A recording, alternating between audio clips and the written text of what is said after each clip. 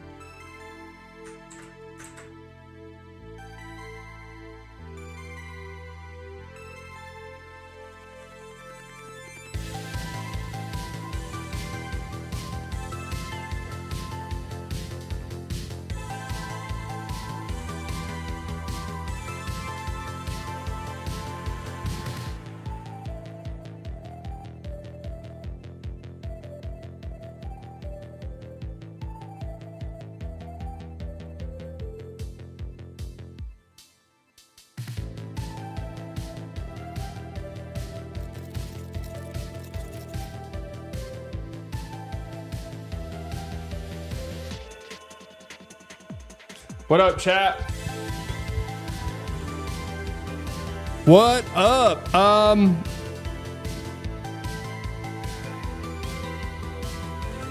What up? Bro's not getting this Wordle. Oh God, is it hard? Just a heads up, I am streaming on Twitch currently as well. I'm going to be experimenting with dual streaming. Enough of you have asked me about it. That I feel like I should do it. So if that's your preferred streaming platform, you can head over there and watch that. No, I like YouTube better as well, but again, enough people have asked me that it's just like whatever. The only problem though is, and I've just now realized this, because I've had Twitch streams that I've done in the past when I've dual streamed that have been completely and totally deleted, and I don't know why. Like before the stream ended. Well, it turns out that you're not allowed, I didn't know this, you're not allowed to show other chats on a Twitch stream. They'll completely nuke the stream. So we'll see. It's an experiment. This is the moment we find out what Slightly actually believes. About what? What? Did something happen? Which chat are you going to reference? I mean, I've got both of them pulled up here. Most dual streamers put in the title they're also on Twitch. Is that right? All right. I'm learning as I go.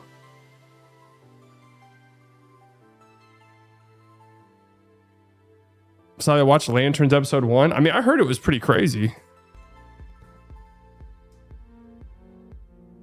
At Bunk 42 has joined the Slightly Delusional Club. At Bunk 42 celebrates 44 months of membership. 44 months. Social stream up. Yeah, True Social. We're working on getting the details ironed out on that. Trying to have a big special guest. Big special guest on Truth Social, guys. I saw the Grand Theft Auto 6. There's no way in fuck I'm showing that on here. No way in hell am I showing Grand Theft Auto gameplay on here. At Food Review 8082 has joined the Slightly Delusional Club.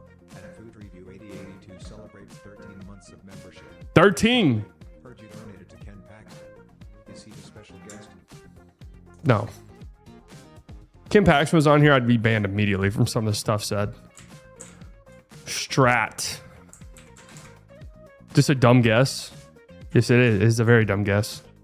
Strobe. Strong, stroke, strop. Strot. Is that a word? Strut. Strut your stuff, baby. Oh my God. Pedro Strop. Oh my God. Strip. Who the fuck said I wasn't going to get that?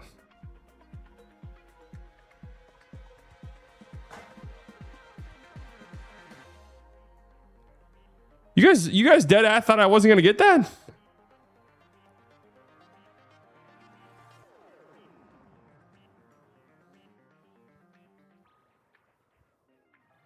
That's hey, honestly, man, that's kind of it kind of makes me feel a certain way. You guys thought I wasn't going to get that.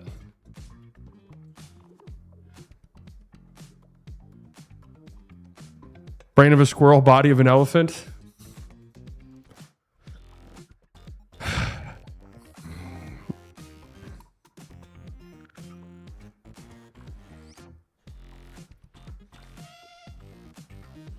ESPN's founder tribute. Oh yeah, I was going to show that for sure. Basketball, private jet, all things that I am in possession of. Limousine. Flyers mascot. Philadelphia Flyers? What's their mascot? A orange thing, right?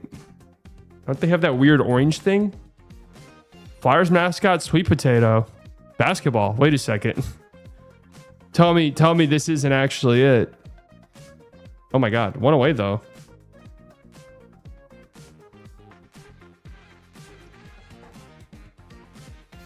Orangutan instead of sweet potato, maybe?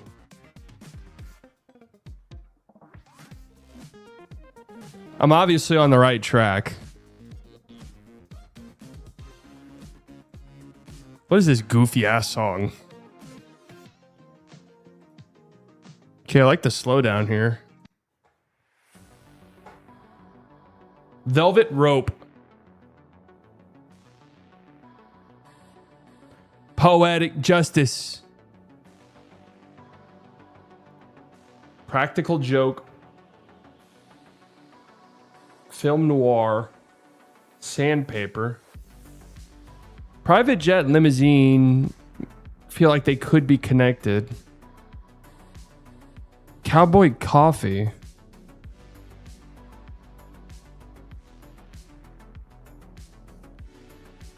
Paparazzi, petroleum jelly? Like, what the fuck? Okay. I'm starting to get a little confused here. Limousine, paparazzi, private jet could all be connected. The question is, what's the... Oh, red carpet. Duh. No. It's not... Okay. It's not private jet. It's velvet rope. Okay. Seen in a movie premiere. All right. Well, we've used all of our guesses. Practical joke. Traffic cone. I know for certain.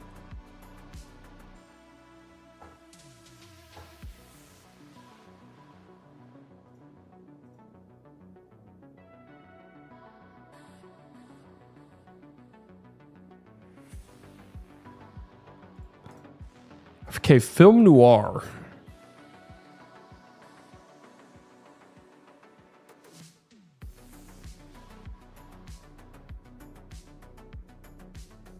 Shit. What could petroleum jelly possibly be? Petro? Private jet.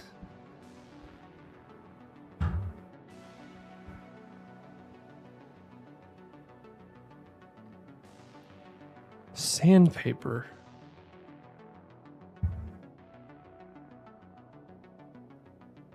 Yo, I don't know.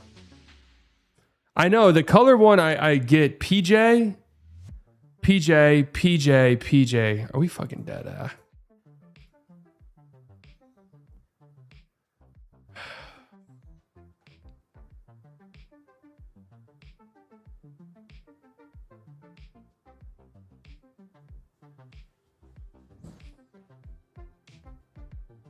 Basketball. Okay, basketball, traffic cone, Flyers mascot. I mean, these things are all for sure orange, but it wasn't sweet potato or an orangutan. So is it sweet potato and orangutan? Fuck it.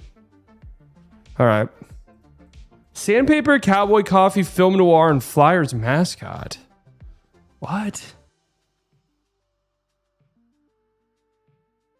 Sandpaper, cowboy coffee, film noir, Flyers mascot.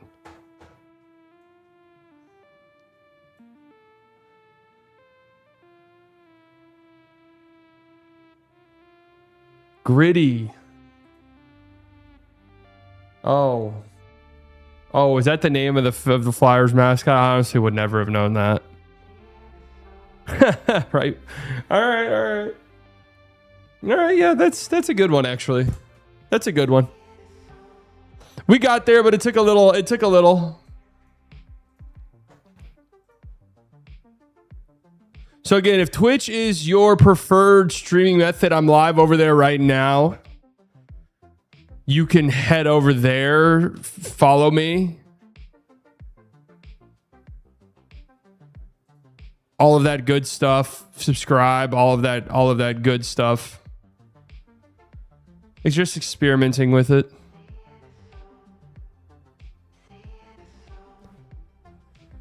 No, I usually don't need the chat. Today's though I got a little bit fucked by am I wrong though? Isn't Gritty, isn't he orange? Gritty mascot. Yeah, honestly, my heart was in the right place on that one.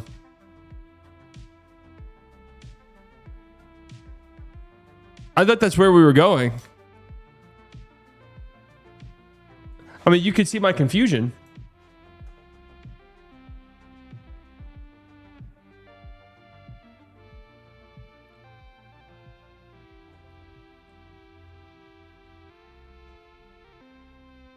It's easy to understand my confusion. All right, where should we stop?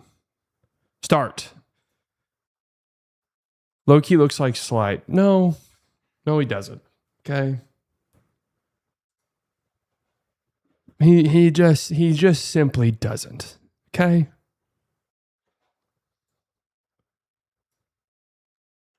Pablo Torre talk. Guys, am I trash for wanting to start by looking at the 2K27 shit?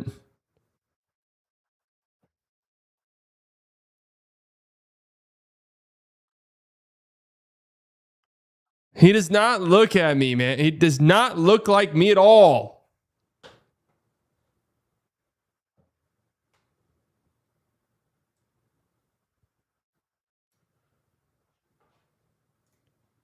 Today we find out what Slightly actually believes. Why do you guys keep saying that? What's that even mean?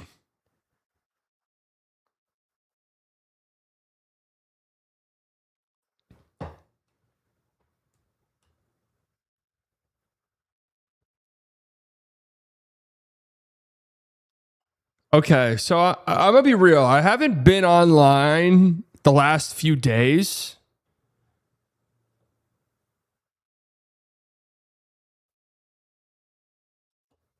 So actually, if at all possible, can you guys put in the Discord like the relevant information?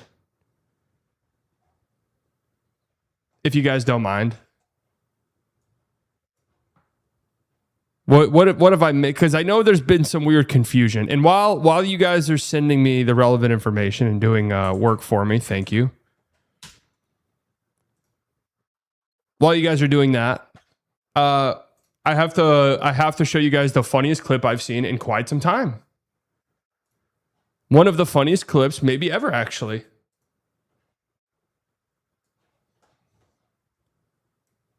Take William F. Rasmussen. On the news. So now we got sports. Bill Rasmussen, the founder of ESPN, passed away last night, I believe. Early to try to catch it on the news. So now we got sports all day, every day. His legacy lives on. Hello, beautiful people, and welcome to our humble abode. Every day. His legacy lives on. Hello, beautiful people, and welcome to our humble abode, the DraftKings Thunderdome. On this Big Ball Tuesday, August 18, 2020. Legacy lives on. You really cannot make this up, dude. This is like if I made a skit about a bit about ESPN. Legacy lives on. Hello, beautiful people. Hello. Rest in peace, Bill Rasmussen. You'd love what ESPN become today. Hello, bros. It's Pat McAfee here. Aaron Rodgers is coming on to do conspiracy talk. And he's going to get anti-Semitic. Coming up on ESPN's flagship show, The Pat McAfee Show. Got sports all day, every day. His legacy lives on. Hello, beautiful people, and welcome to our humble. Can we get a Pat album review? Is that copyrighted? I actually would love to do that. Full transparency. I think that would be fantastic stuff.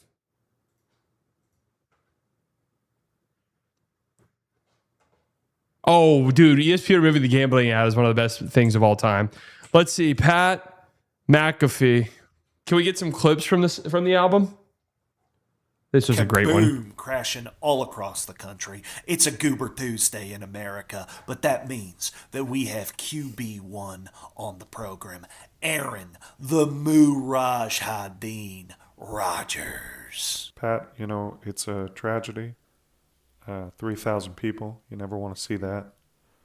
But, you know, how many of them were drinking enough water every day? Getting their steps in, you know? Were they overly reliant on Western medicine? Yes, it's a terrorist attack, but a lot of this could have been prevented with diet and exercise. Brilliant words from a brilliant... Oh, here we go.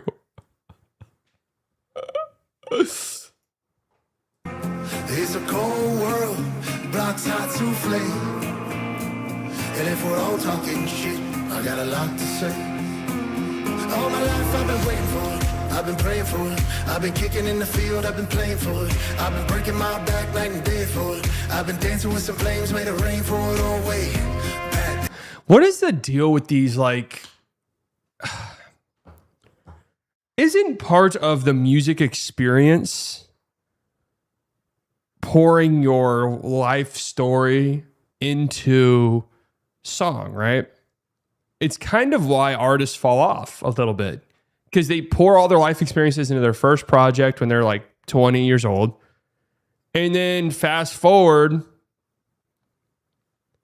you're 35, 40, you've been in the game for 20 years, you're filthy rich. Like you just don't have the, you know, you don't have like those, you're so disconnected now from reality. I have always wondered this, and listen, I'm not trying to single out this genre, country music, and this type of music.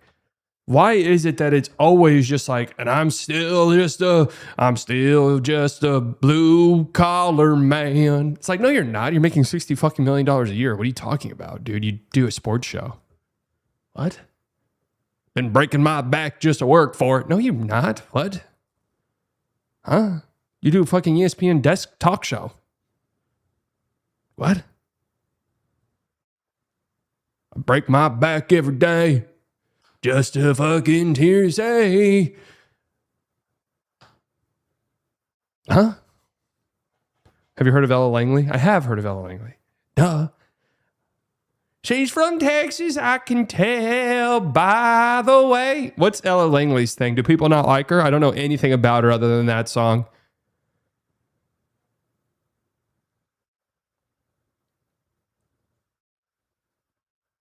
I only know that song from Ella Langley. I don't know anything else about her. She's so bad, bruh. Like what? Like she's hot or she's not good? That can mean two different things. Things he can start rapping, put him on a mic and only good things happen. Get him on a stage, motherfuckers start clapping. Warnie's on the beat, so it might be a classic. Oops, I stirred another pot today. Devil showed up, now we're okay.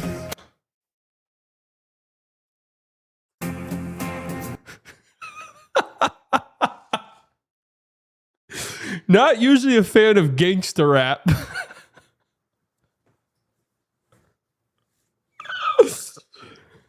Oh, man. Wow. Her music sucks.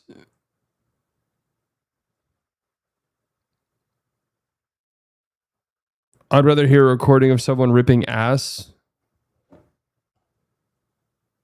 You wake up and open DraftKings, you hammer the Pat McAfee featured parlay just like normal. You turn on ESPN and watch Pat McAfee debate AI Pat McAfee.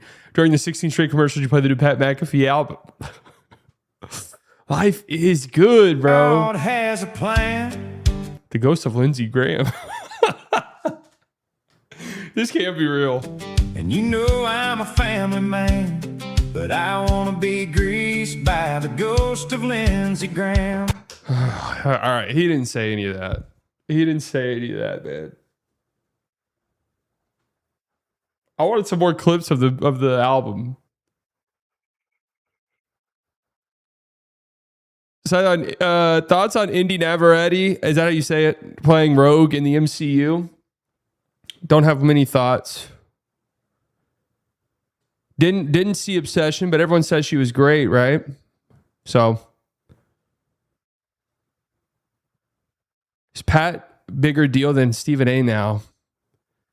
And she's definitely good looking. That much is true. There's no stopping. See, you wanna fight, we'll drop them. See, I guess I can agree that I'm dynamical. I silence all the sheep like Hannibal. It's time to go. That can't be a real song. Tell me that's AI. I guess I'm an anomaly. My mom birthed a monopoly. It feels like there's no stopping. See, you wanna fight, we'll drop them. See, I guess I can agree that I'm dynamical. I silence all the sheep like Hannibal.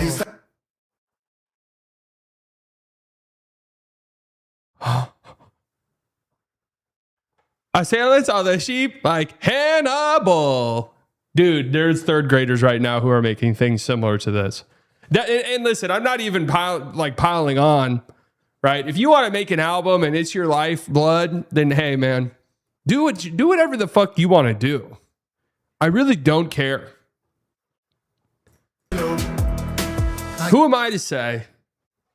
Guess I'm an anomaly. I guess I'm an anomaly. My mom is an anomaly. Mom birthed a monopoly. It feels like there's no stopping. See, you wanna. What is he saying here? I guess I'm an anomaly. I guess I'm an anomaly. My mom birthed a monopoly. My mom birthed a monopoly? Is that a fucking word? What the hell is that? What is a monopoly? Here we go. Oh, Monopoly. Is that what he's saying? Pat McAfee lyrics. Pat McAfee. Oh. What's the name of this song? Oh, this isn't a real song. Oh, Click Clack. No, this is a real song. I guess I'm an anomaly. My mom birthed a monopoly. It feels like there's no stopping. See, you want to fight, we'll drop them. See, I guess I can agree that I'm dynamical. I silence all the sheep like Hannibal. His mom birthed Monopoly? How does that work? It's time to go and steal the show. Trying to be the GOAT. Click, clack, reload. It's time to go. And steal the show. Oh, man. Guys. Tell me straight up with a fucking... Tell me with a straight face that I couldn't make an album. Oh, shit. Wait, okay. There's a lot of Lakers stuff.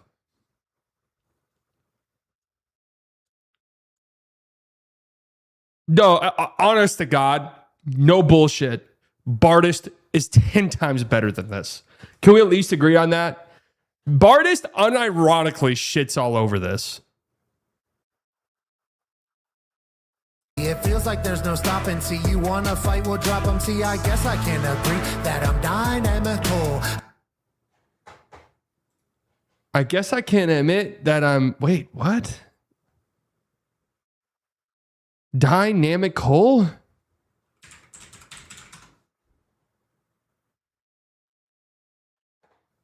Dude.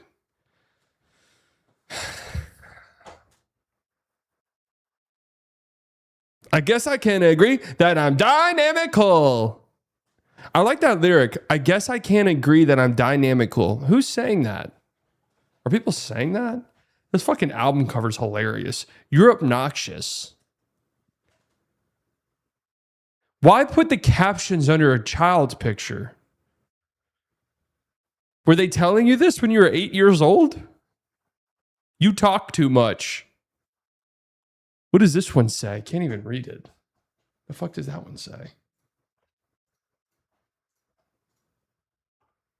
Can I zoom in on this? What the hell does that say?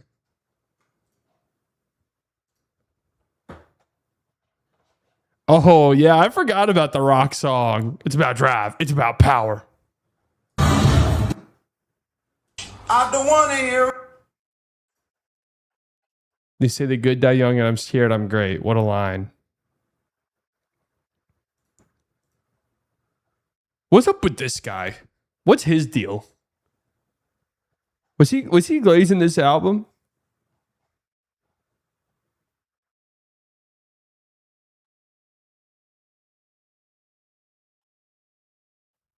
Man, these shows are great, man. I love them. The album is legit good. What do you stand to gain from this? Dead what do you stand to gain from this?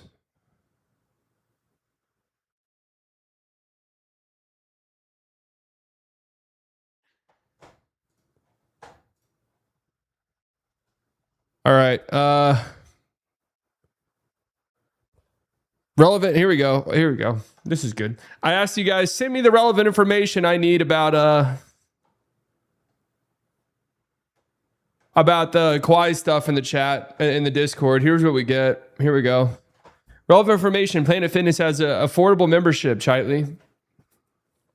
Don't need it. I've got a gym membership already that I go to almost daily. Relevant information. Ozempic is less per month than getting a coffee a day. Is that true? What if I'm making espresso pods?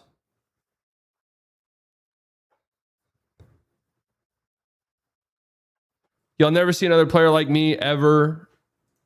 Is this the Kawhi thing? That's triggering quickly. Irving, fake. Y'all will never see Tonight another for player Brooklyn, like me. as Casey pointed out at Ever. halftime. Irving, You'll never see another player like me. And I'm fine with that. But you will see somebody better than he me for is sure. hopping around. But you will never see another player Irving, like me. good closeout by Dosumer. I'm cut from a different cloth. Like, oh my God. Is this recent? Irving, beautiful.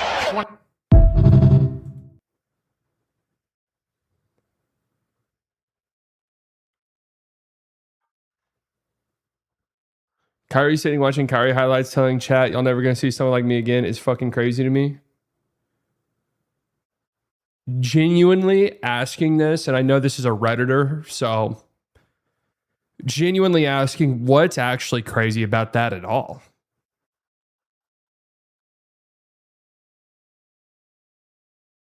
I don't even think there's a single thing remotely crazy about that. Seems pretty normal, actually.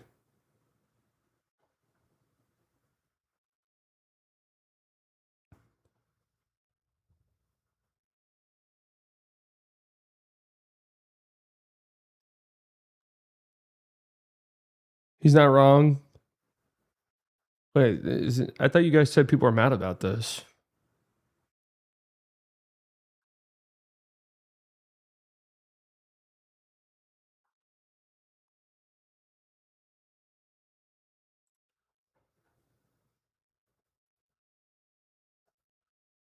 He's a good scoring point guard, not that unique. He has become one of the most overrated players ever, which is saying something because he's clearly very, very good, but not an all-time great or super unique like people think. Who's overrating Kyrie Irving?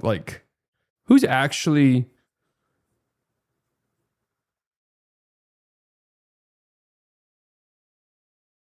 I mean, I agree to a certain extent, but I never like when players talk about themselves this way. Man, you guys are pussies. Straight up, you guys are pussies. That guy's a pussy. I'm just being honest.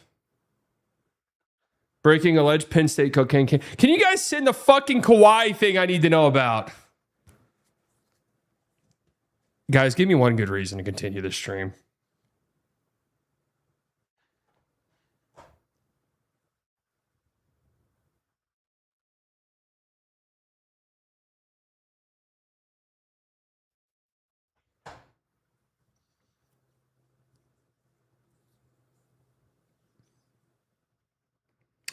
by the way.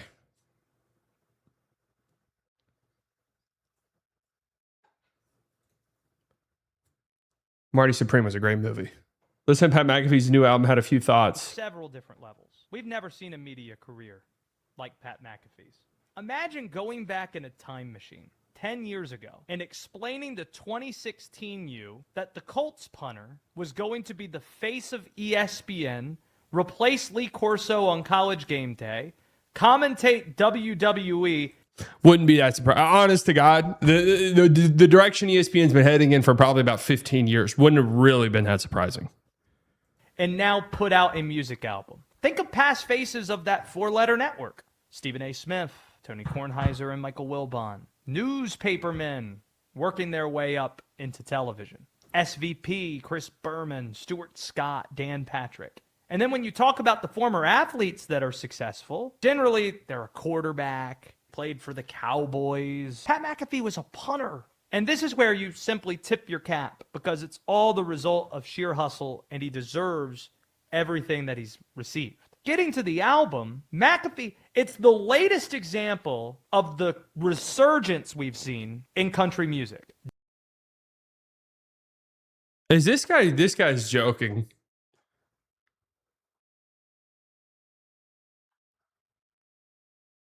This guy's kidding.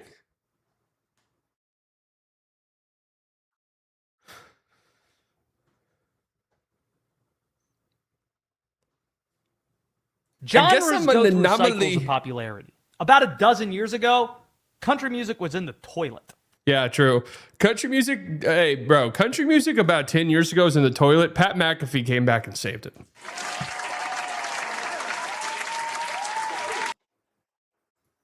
At that time, hip-hop, it was in its golden era. You had Jay-Z and Kanye putting out an album together. You had Drake. You had Kendrick being introduced to the fray. It was in a great, great place. Now, those two genres, it's completely reversed. Ella Langley's breaking records for... And everyone's listening to Pat McAfee. Topping the charts. Morgan Wallen is selling out stadiums left and right. While Ella Langley was at the top of the Billboard charts, there wasn't a hip-hop song in the top 40. Also, you've got Beyonce, you've got Post Malone, you've got Pat McAfee putting out what? Country music. And while there are... Is that true about there's no hip-hop songs in the top 40? That seems next to impossible to believe.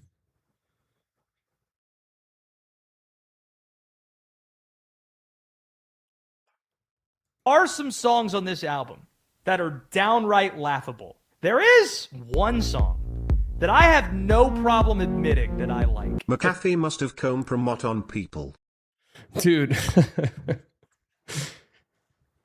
Does he have that much sway? I don't really understand. I don't know the Pat McAfee experience at all. I want nothing to fucking do with it. Is there just like a pipeline of, hey, glaze Pat McAfee a little bit and maybe you can get a spot on a show and then maybe you can become the next big ESPN guy? Is that it? Let's say Janice Shut the Fuck Up has to be in the top 40. It's called Cheers to the South. So cheers to the South, thanks for showing me some love, and cheers to the angels always hovering above. Cheers to the South, thanks for showing me some love. Cheers to the angels always hovering above. Dude, I promise you, if this is the bar for country music, I'm being dead serious. I'm being dead serious, dude. I'm not kidding. I think I could make an album. I'm being so for real. Cheers to the South for showing me some love. Cheers to the angels for hovering above. Wait, and what was the other song he made? Dookie? What was he say? I'm up in Eugene smoking on some new green. Country music's fucking back.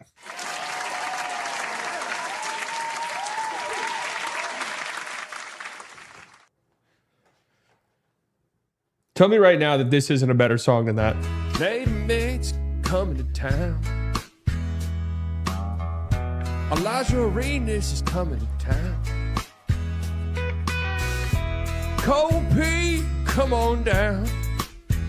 I love my boys in blue. Random right-wing drifting.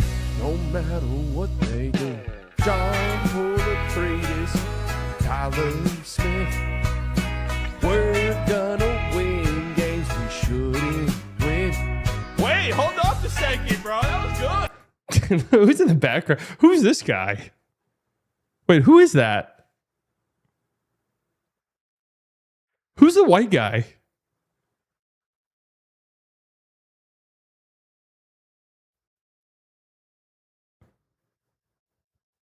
Is that Braylon Mullins? No, that's Braylon Mullins. All right. Oh, she's from Texas, I can tell. That song's good though. That song's catchy.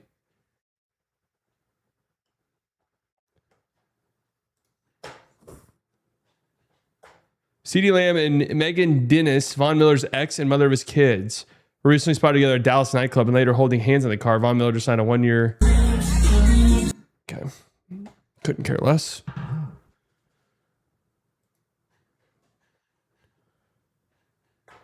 All right, I guess I'll just fucking look it up myself.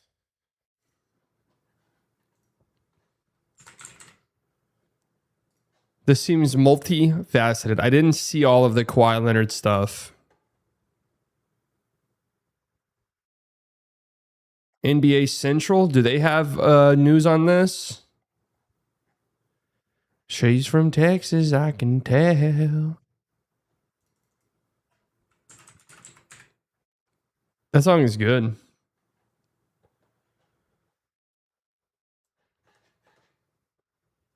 Hoop Hype's top 15 point guards in the NBA.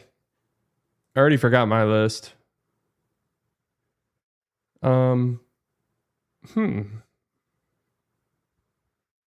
Darren Peterson ahead of De'Aaron Fox and Derek White already?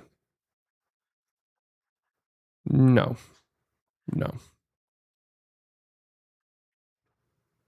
Just no. What puts Trae Young ahead of LaMelo Ball at this point in time? What puts James Harden ahead of LaMelo Ball at this point in time? Literally nothing. Nothing but fifis. LaMelo Ball is better than Tyrese Maxey. I mean, I don't have any problem saying that.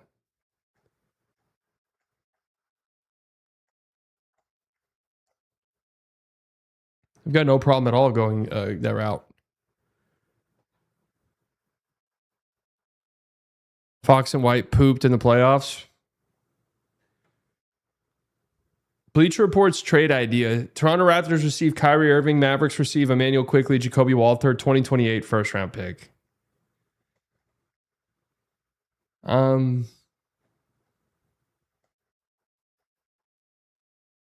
It's not the worst. It's not the worst Kyrie trade I've seen.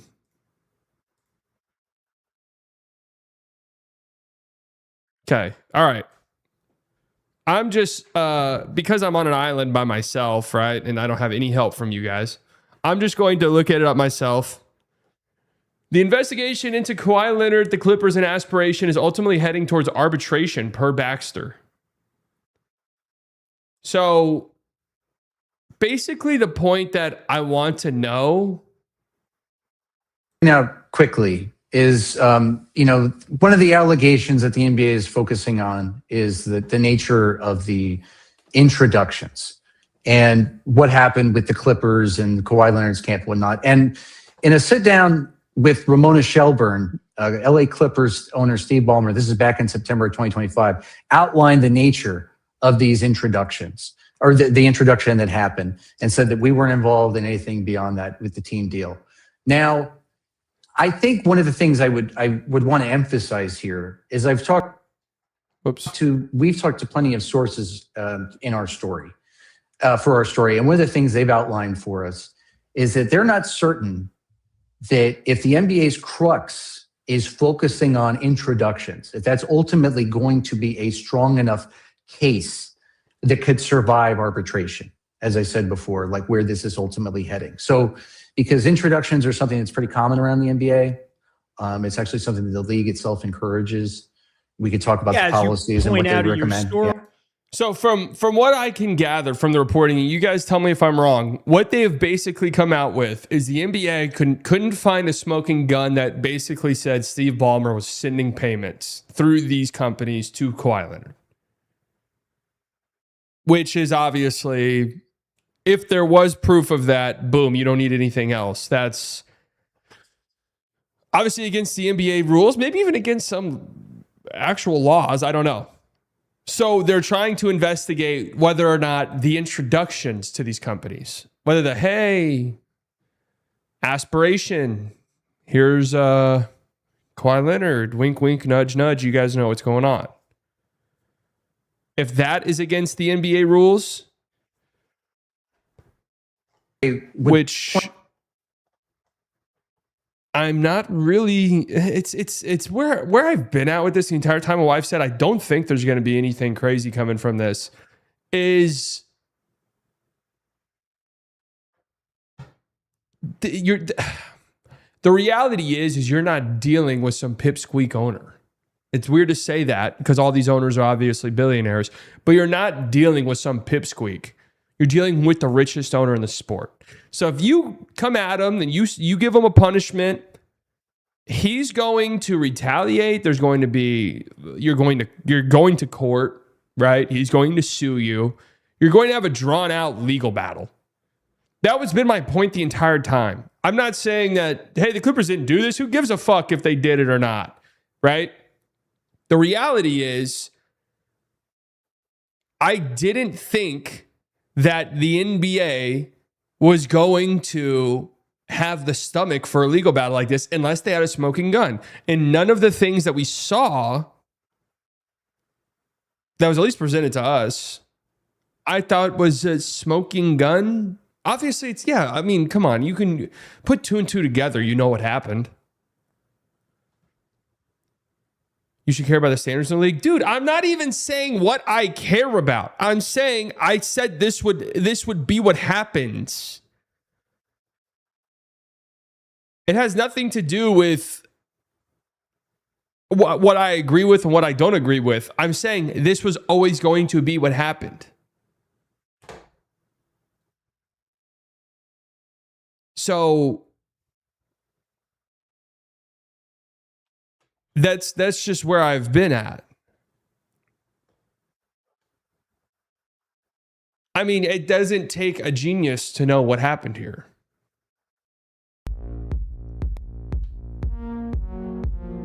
At Slightly Biased got a check from Ballmer.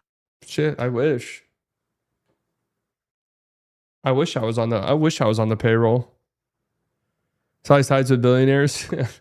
I'm siding with them, man. I'm siding with them for sure. Fuck it. Everyone cheat.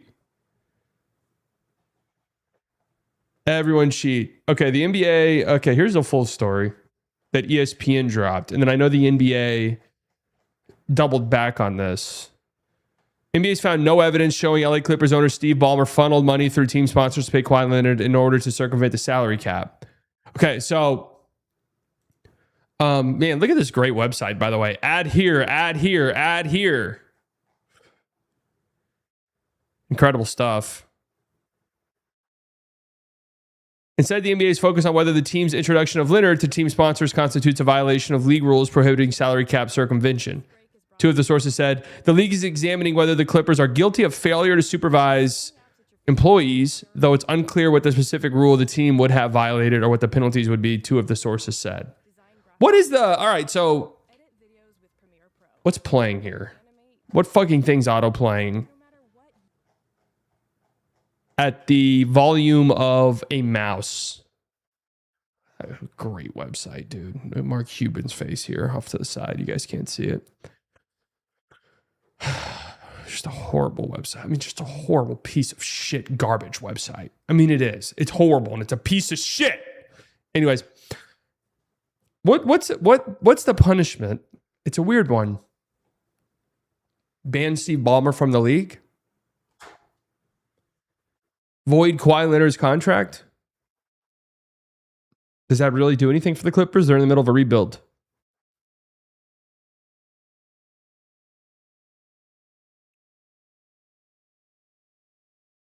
Not do the trade? I don't know. Ban Kawhi Leonard from the league?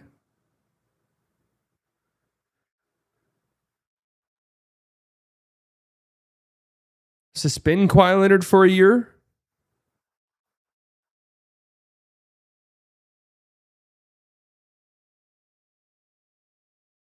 Make Kawhi play on the Kings? I mean, that's a funny one.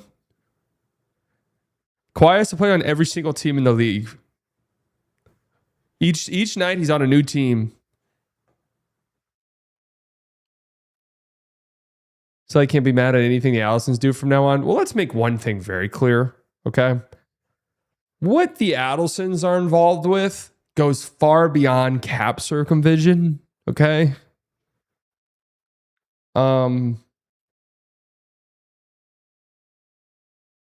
Let's be real about that.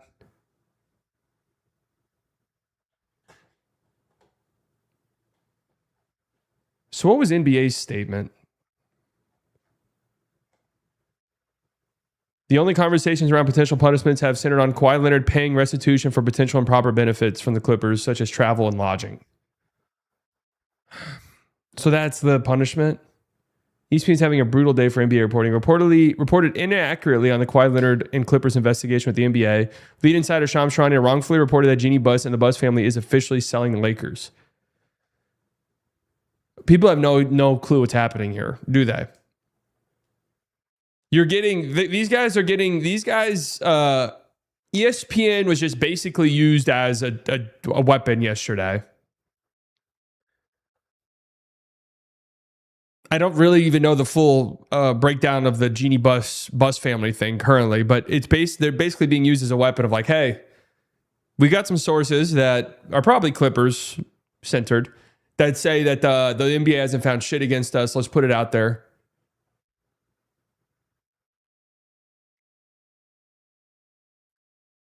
The Clippers have released a statement on the investigation involving Kawhi Leonard. The Clippers introduced players, including Kawhi Leonard, to companies with which we had business relationships. Making introductions between player and team partners is both an ordinary practice by NBA teams and a common request of players and representatives. From there, Kawhi and his representatives handled their own negotiations. The Clippers did not negotiate or dictate the terms of Kawhi's endorsement agreements or determine what he would be paid. Dude, this is what I've been saying since the beginning of this. And I'm not taking a side. I'm not fucking siding with Steve Ballmer. I'm not saying what he did's good. What I'm saying is you have to understand that the NBA, and I've seen people say, well, they don't need the burden of proof. Dude, like let's live in reality for a second, okay? If you come down with a very harsh punishment, I'm just saying this from the NBA's perspective. If you come down to a very harsh punishment on Steve Ballmer and you don't have the smoking gun, you don't have the paper trail, dude, when the Timberwolves got fucked 20 years ago, there was literal signed documents that said that they were going to break the cap rules.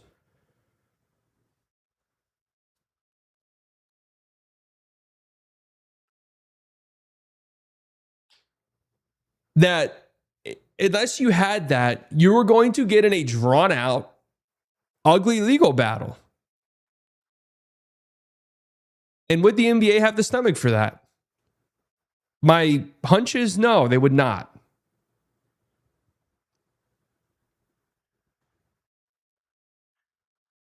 What's next for Pablo Torre? He won a Pulitzer because of this grifting. Did he really? Did he win a Pulitzer for this?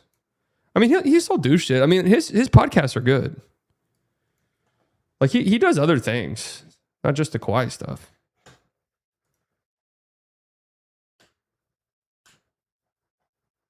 As we were taping this, apparently, according to sources, there's no evidence that Steve Ballmer, owner of the Clippers, funneled money to Kawhi Leonard via sponsors. Okay, this might be wrong. I might offend Pablo when I talk about this. I'm not saying that what he uncovered so weird seeing Russello with the barstool thing was incorrect. No, I don't think Pablo was grifting. He definitely wasn't grifting.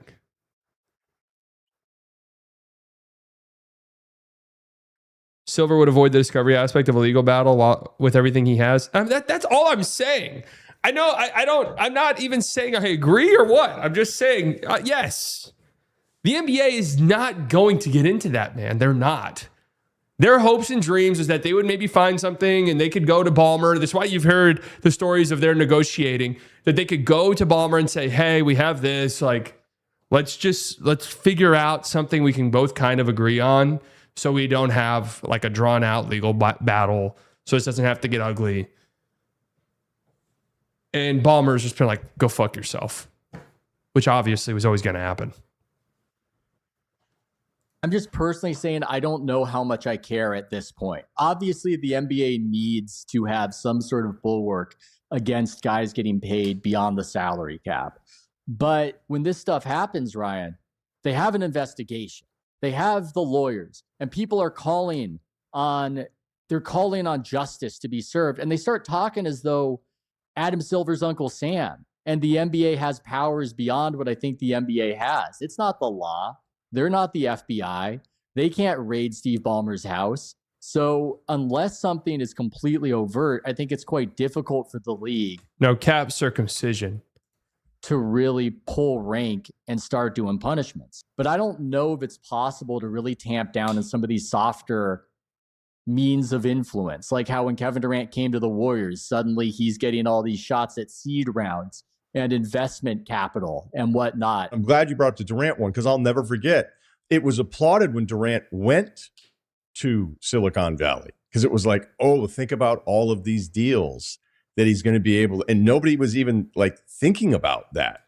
Okay, but there's a lot different. It's a lot different going to Silicon Valley and like investing in startups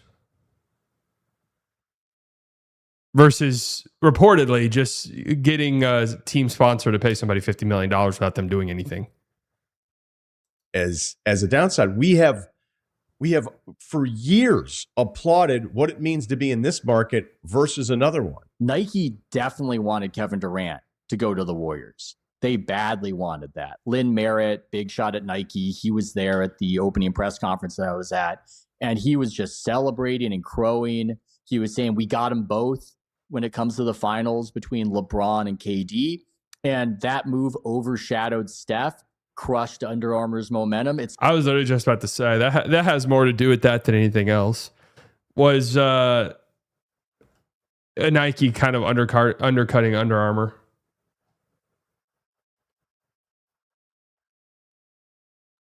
Paulo Torres look like an absolute fucking idiot right now. He doesn't look like an idiot.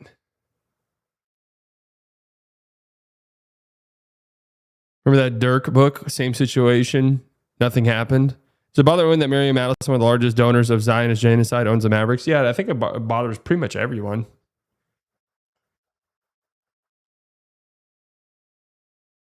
At the very least, the league should explain how it came to pass that so many companies with close ties to the Clippers organization independently decided to give Kawhi Leonard endorsement deals that didn't involve any actual endorsing. Suppose there are scenarios where many Clippers affiliated organizations really did independently get suckered into obviously ridiculous arrangements to pay Kawhi millions of dollars in exchange for nothing. But I cannot imagine any scenario where reasonable people did this. Yeah, I think that's fair. Came about Allison if you defend Ballmer. How does that make sense, bro? Like, what? What are you talking about, bro? Do you think these are similar at all? Like, actually, do you think Miriam Adelson being the biggest contributor to political campaigns in the country at the behest of Israel is similar to Steve Ballmer potentially, wink, wink, nudge, nudging a company he works with to pay Kawhi Leonard $40 million?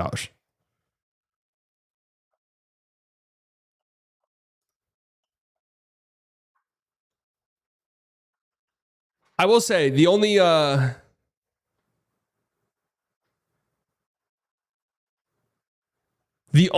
the aspiration and the scoreboard one, those ones are weird to me. Those ones are weird to me. I'm not going to lie, the Rhode Island Football Club one, I listened to that whole podcast. I was just left going, all right, is this what we have? Like, are we reaching this point? Nothing said in this podcast to me is even remotely weird.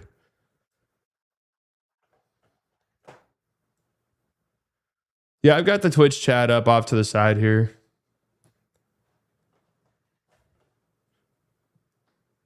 When the time is right, I am extremely, extremely excited for our episode about this. Why is the time not right now, though? This is the one thing I'll say about the Pablo Torre stuff.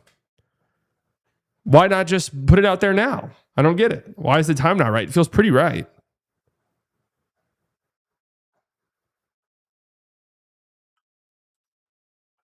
All went under. The Hoop Collective host Brian Windhorst, Vince Goodell, and Tim McMahon all went with the under for the 26-27 Toronto Raptors regular season record predictions. Brian Windhorst also touched on the paused Kawhi trade for a bit. There's a lot riding on how this Kawhi trade goes down. I don't think it's going to determine the champion or anything, but it's a very significant thing. 45.5 wins and they're all going under? Huh? Playing 65? Is he playing 60? Dude, I'm gonna tell you this right now. If you're just operating under the assumption the Raptors are getting Kawhi Leonard, there is zero way in fuck they're winning under 45 games. They have a better chance to win the finals than they do to win 40 games. In the West, the Clippers are off the board. Yeah.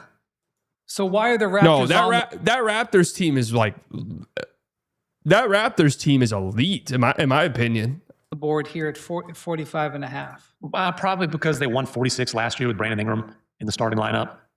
So it's maybe a little bit, but I thought they overachieved last year. This is one where Bond Temps was kind of taking a victory lap for most of the season because I was pretty down on the Raptors going into the year. Cross country Bond Temps. I think they overachieved last year. Even if Kawhi's there, how many games, playing 65? Is he playing 60? I don't know. So I'll go under here as well. I'm going under because I don't know who the hell's going to be on their roster. Yeah, I can't even. And let's say they get Kawhi.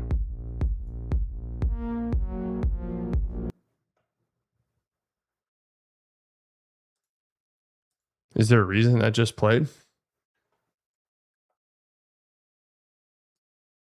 Why did that just play? Did something happen? Kawhi, if he's the player he was last year, that's amazing. But it's a huge unknown. And here's the thing, not just the injury, but is Kawhi going to suffer any type of penalty from there's that. The NBA? Yeah. You know what I mean? On top of the regular maintenance that comes with a Kawhi Leonard. What if he only plays 30 regular season games because of all those things? Can they win enough games to just not be in a play-in? That's to me, that's the question. So I vehemently disagree with everything being said here. What are we talking about, man?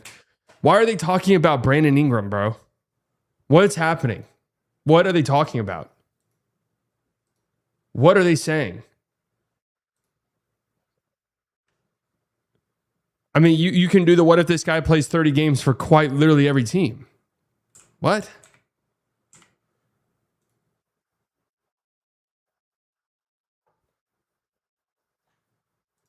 What? Dude, Kawhi was the top 6 player in the sport last year.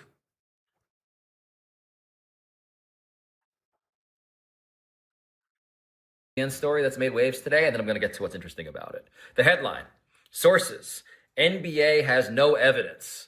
Ballmer funneled money to Leonard via sponsors.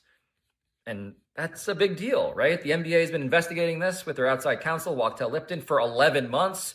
We've done 14 parts of our own series in which we have gotten human sources as well as documentation, like a whistleblower complaint filed in 2023. At all of these levels, right? Aspiration, Daktronics, the Clippers.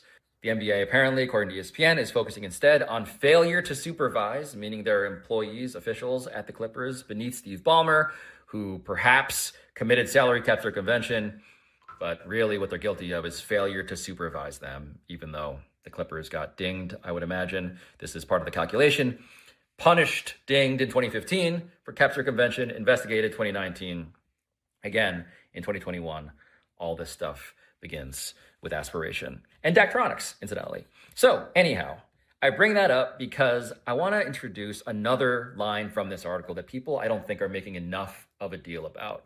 And it's this, quote, "In recent days, both sides have been negotiating a resolution to the investigation," end quote. And I say this just because this is typically not how investigations work, whether in the criminal justice system or in journalism, right? The subject of the investigation does not get to negotiate with the group that is doing the investigating what the outcome is and what really happened here. But in this case, Steve Ballmer, the richest owner in American sports, has been negotiating a resolution to the investigation behind the scenes, according now to ESPN. And the NBA now has their own statement. They say, quote, "ESPN's article regarding the LA Clippers investigation, for which the NBA declined to cooperate, contains numerous and significant inaccuracies. The results in this matter will be made clear once the investigation is concluded," end quote. Also worth pointing out is that the Clippers provided a statement in which they said it's very normal to make introductions between players and team partners. This is Man, this is such a shit show. ordinary practice. The MBPA is in support of this. All of that is very normal, nothing to see here. But what we're seeing actually is that a backstage negotiation is spilling out into the public, and maybe the public should know a bit more. That's 100% what's happening.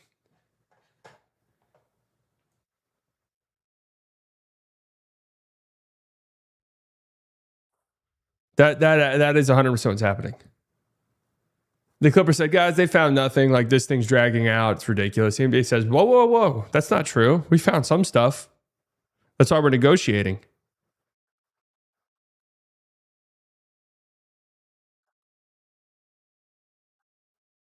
And the Clippers say, guys, what we did is not against the rules. Also, the verbiage, and this is what I'm talking about, man. This is why this is dragged out so long. This is the verbiage of the Clippers statement. Making introductions between players and team partners is both an ordinary practice by NBA teams and a common request of players and representatives. So that clip right there is the Clippers saying, pretty much, we're ready to drag this bitch out.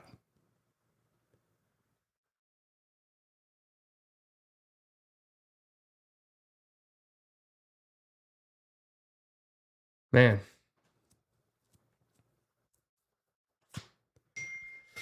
What an absolute shit show. Is this ever going to end? Like, at some point, man. The NBA probably sees this as a way to punish Ballmer. He clearly cares about his reps, so the NBA will make him guilty in public opinion. I don't think right now, if this thing just ended in the next week, like, what does that actually do negatively for Ballmer? You know what I mean?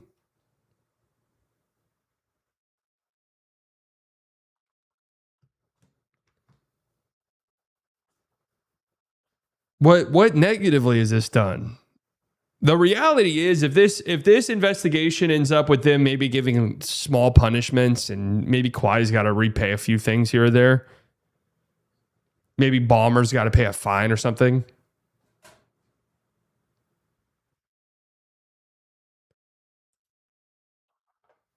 Dude, there was a story that came out earlier this year that the fucking Memphis Grizzlies owner,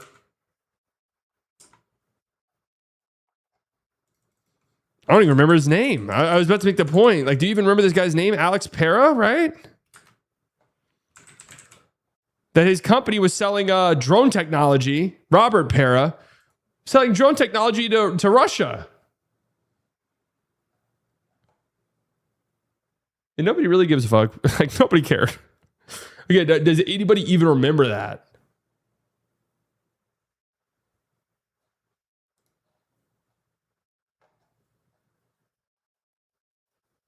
Robert Pera is one of the most interesting people on the planet. There is not any recent pictures of him that I could find. Like, no recent pictures of him.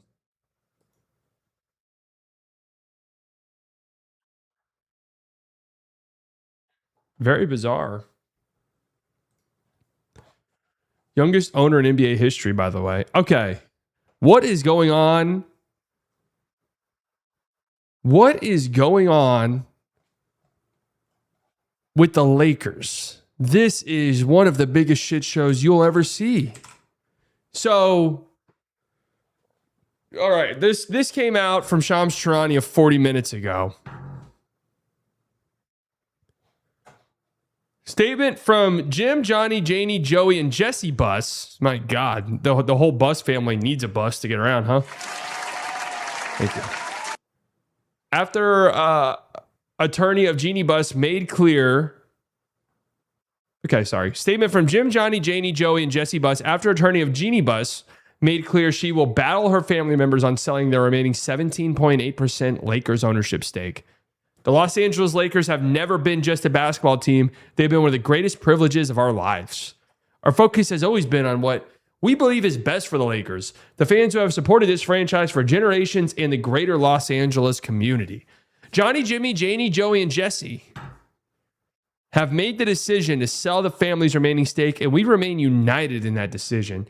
We intend to move forward thoughtfully, respectfully, and through the appropriate process. We have tremendous respect for Bob Iger and Josh Kushner and believe they understand what the Lakers represent to Los Angeles and our incredibly loyal fan base. We are confident they will honor everything this franchise stands for while building upon the foundation our father created. So here we go. The Bob Iger comes in, Josh Kushner comes in, and they want the whole motherfucking shebang. They don't want Jeannie Buss there. They don't want the robber, Rob Pelinka, there, and can't blame them on that front, truthfully. That much I understand for. That much I understand. But they don't want the Buss family involved at all. And not only that, the Buss family wants out. So this is a huge shit show, huh? Jeannie Buss opposes Lakers governor. So what is the requirement to be considered the governor? Isn't it like the exact percentage she owns? Yeah, go ahead and just bombard me. Go ahead and bombard me with every ad in the book, please. Thank you. Los Angeles Lakers governor Jeannie Buss is opposing the potential sale of her family stake in the NBA team, contradicting an earlier ESPN report about the family's decision to sell to Bob Iger and Josh Kushner.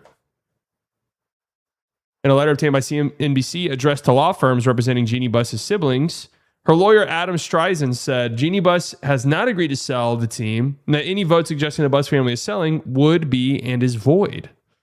Oh, this is going to be... This has already been a shit show for a long time. Yeah, Jeannie Buss fired all of her siblings years ago. This is just going to continue to be a shit show. Streisand argues that in the letter that Jeannie Buss remains the controlling shareholder of the Lakers pursuant to a 2017 court order and that no sale can take place without her consent. No sale of the JAB's Trust's 17.8 ownership interest in Los Angeles Lakers, Inc. can be effectuated without approval by the current co-trustees.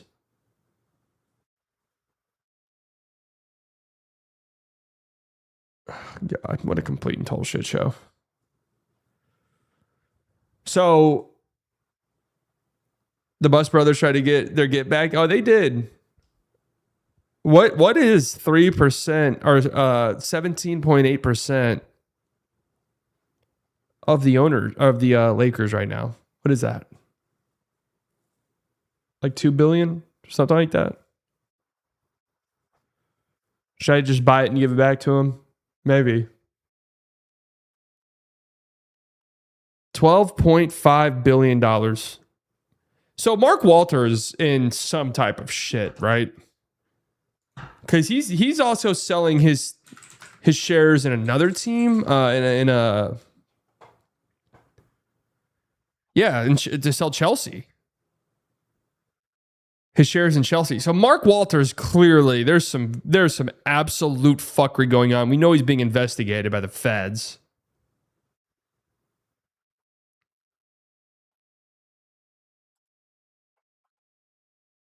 We know he's being investigated. Here's why. Dude, I mean, look at all these websites, bro. Are there any good ones? Forbes wants to show notifications. No! Why would I ever let you send me notifications on my fucking computer? What are you going to send me? My God. These are all so terrible. Why Mark Walter facing federal scrutiny and the Trump conspiracy theories. Oh, and Trump conspiracy theories may have sold the Lakers. Key facts. Federal prosecutors and the Securities and Exchange Commission are examining whether Walter or his businesses committed fraud by hiding financial ties while borrowing billions of dollars in loans from insurers he controls. Companies owned by the same person can legally lend money to one another, allowing an owner like Walter to use his insurer's funds to finance his other businesses. But those loans must be disclosed so regulators can understand how much of an insurer's money is tied to the owner's other companies and whether that could threaten their ability to pay customers. Bro, you get to a certain point, man. You get to a certain point. It's like, is money real? Like, what?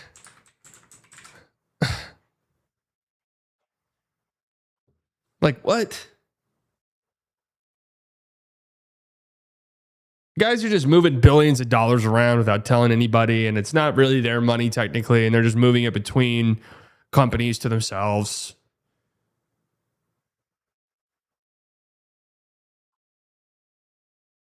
Like, all right.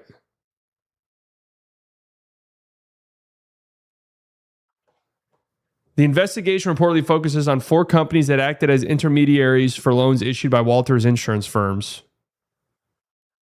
Those intermediaries, which are not controlled by Walter, are ABS Capital, Amistad Financial, Bradford Allen, and Hudson Trading, according to the journal Slightly Biased Trading. Wait, what? The fuck? Huh? I'm involved? What? I didn't know. Yeah, I gave Mark Walter $25 billion, but I didn't think anything of it.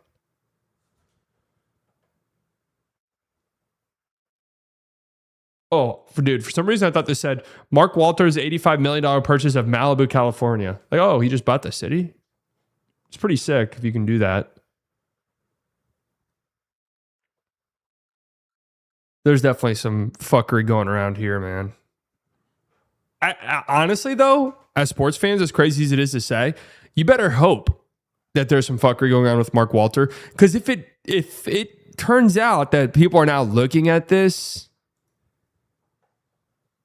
people now look at sports teams as, hey,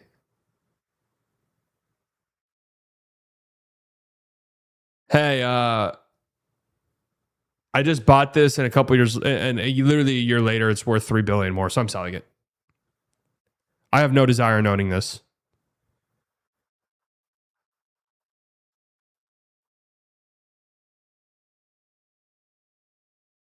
I have no desire in actually like making this thing better. I can make $3 billion more, so I'm just gonna sell it. Fuck it, whatever. That is a scary thought.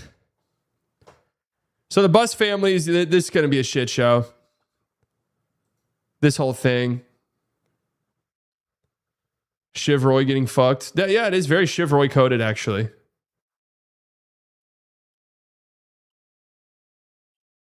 I know that the buses wanted to sell years ago.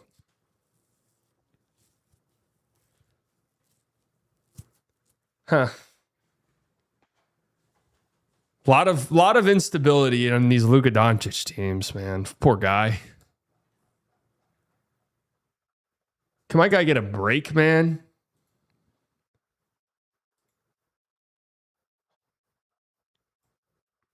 That's all I'm asking for. Discord. Mark Walter has told regulators that his company's books will be fixed by the end of the year. So if Genie Bus decides to drag this out, delaying the transaction and therefore Walter's liquidity event, things could get real ugly fast. Things are going to get real ugly already. Yep, these are my listeners. What's this? Anyone else been no belting since Bill endorsed last week? I finally started going Simmons style in the car, and holy shit, it's legitimately so much better. Wearing a seatbelt is like wearing a condom while having sex with a woman on birth control. This is a troll. This is a troll.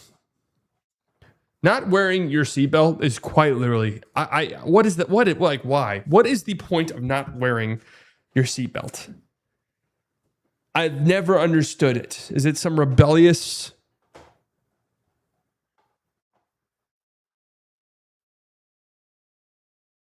Shohei Ohtani has a clause in his contract that allows him to opt out after any season through 2032 in which Mark Walter is not controlling owner of the Dodgers. So how does that work? If he opts out, does he still get the deferment payments? I guess it's by year, right? Is this the song of the summer? Peanut butter on my tank, making doo-doo finger paint, sitting at the bar, playing the guitar, poop flinging everywhere, getting in the ladies'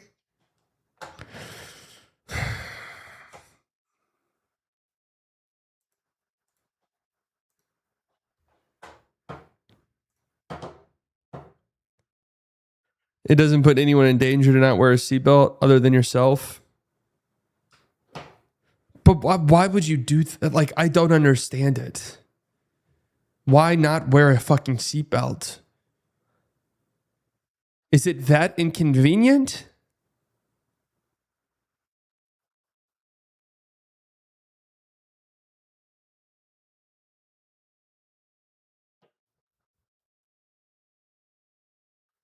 Why is it? I don't get it.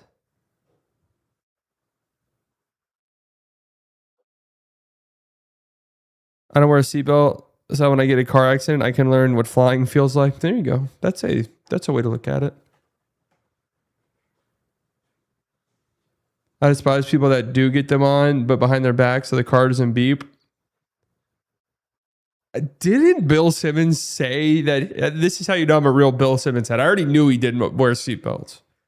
I'm fairly certain he said before that he does that. Never forget when Jeannie Buss told her younger brother, "You should have never been born." 6 months earlier, in December 2018, the six siblings had learned about a woman named Lee Close who had written to Jeannie and said that she had been the first child of Joanne and Jerry Buss. Janie learned about that promise many years ago from her mother, Joanne, who said she was heartbroken when Buss later had two sons with his girlfriend, Karen DeMille, in the mid-1980s. But Janie said that Joanne ultimately supported Buss and these two sons, who were named Joey and Jesse. Given that promise between her mother and father, Jeannie told Jesse, "You should have never been born."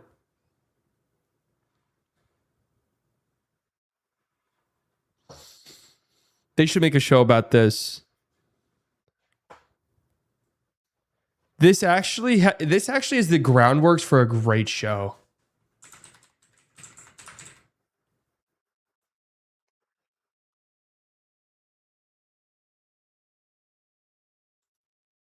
Honestly, get HBO on the line.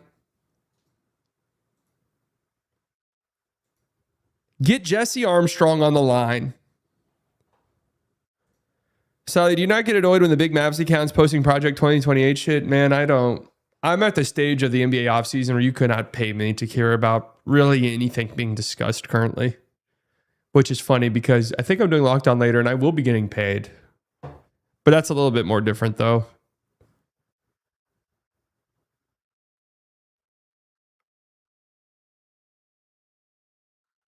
By the way, I think on Friday I'm dropping video number 1 of my preview series for each team. I'm just going to give you guys a little sneak peek of some of the graphics I've been painstakingly making for fucking hours on end. But now I have all the templates set up, so it shouldn't take me too long now. They're not AI graphics, bro. I wish I just did AI graphics.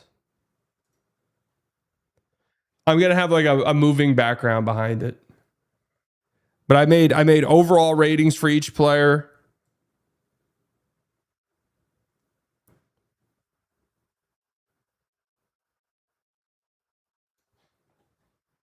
I'm pretty pumped about it. I guess spoiler alert, the Kings are far and away the worst team in the NBA, right? So possession rating is going to be offensive rebounding, turnover suppression, generating steals. Basically how much you possession max. You can use AI to make it go faster. I don't have Camp Boozer done yet. It's basically your ability to possession max.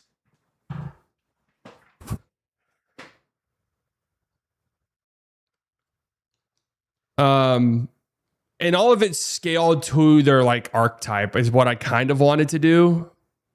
So Dylan Cardwell is one of the worst scorers in the league. But like for his archetype of the hustle defensive big, you know. Same with the playmaking. If I'm comparing him to the standard NBA players, above average playmaker, no, not really. But for a defensive minded big, he's just right around average, I would say. How'd you do archetypes? I just used my brain and just decided what I thought seemed right.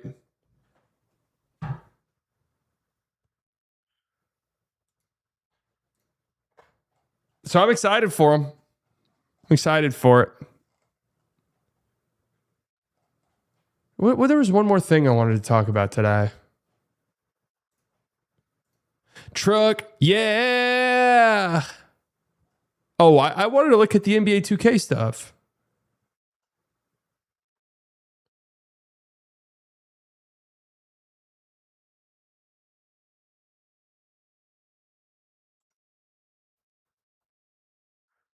I kind of wanted to get Madden for some weird reason. I haven't played Madden in so long. I thought that, honestly, like I had an itch to play a football game.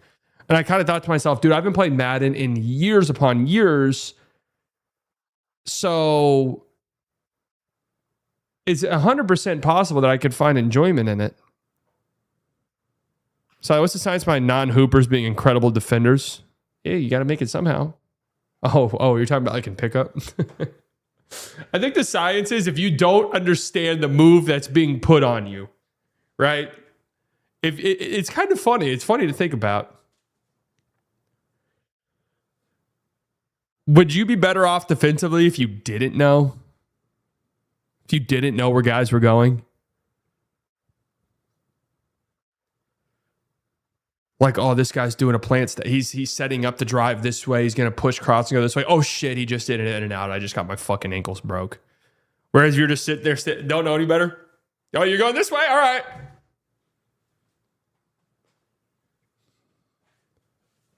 Don't even know what you're trying to defend. All right, what are all the problems in Madden?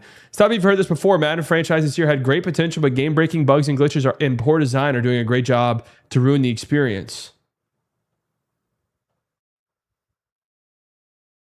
What? 7-year, $826 million contract? Wait, what? Players retiring at times that make no sense. Players signing unrealistic, gigantic contracts. Users not being able to sign players out of free agency with by far the best offers. Every contract negotiation forcing you to add extra years or exploding the bonus. Teams being massively over the cap and never fixing it. That's a problem in every sports game. Teams restructuring huge contracts leading to teams ending up even more over the cap. Teams not keeping the proper amount of players at each position. Teams only making trades in the draft during the period where you simulate to your next pick. CPU re-signing players for you when simulating even when the setting is disabled. Man, this game's on the computer, right? Are there any mods that just like fix all of this shit? Anyways, I want to talk about 2K. I haven't seen most of this. However, I will say this, right? I do think 2K gets a bad rap in some ways. Again, it's been a long time since I've played Madden. Played NCAA a few years ago. MLB The Show I play. Not really anymore. 2K kind of cooks. Like, I'm just being real with you. Their franchise experience, I think, is the best of the bunch pretty comfortably. 2K is making a college basketball game. Wait, what the fuck? What?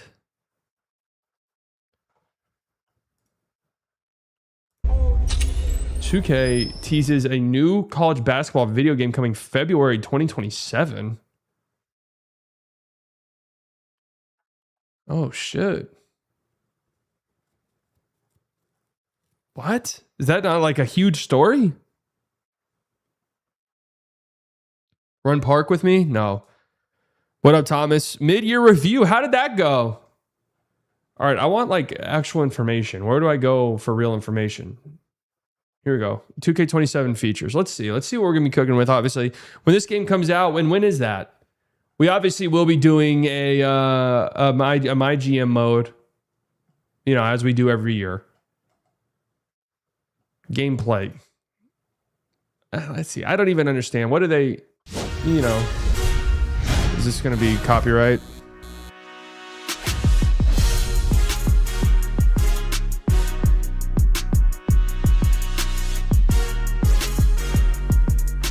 Yo, this is Tyrese Maxey. What up, It's time for a Tyrese? new NBA 2K27 gameplay courtside report. Oh, they're still doing that god awful animation, dude. I'm already pissed off at this. 2K has a problem where if you make a wide open three so often. So often, it's this Tyrese horrible Maxey. It's animation time for a new where it rims in. Ooh. I've actually always felt as though 2K doesn't do a good enough job on step throughs.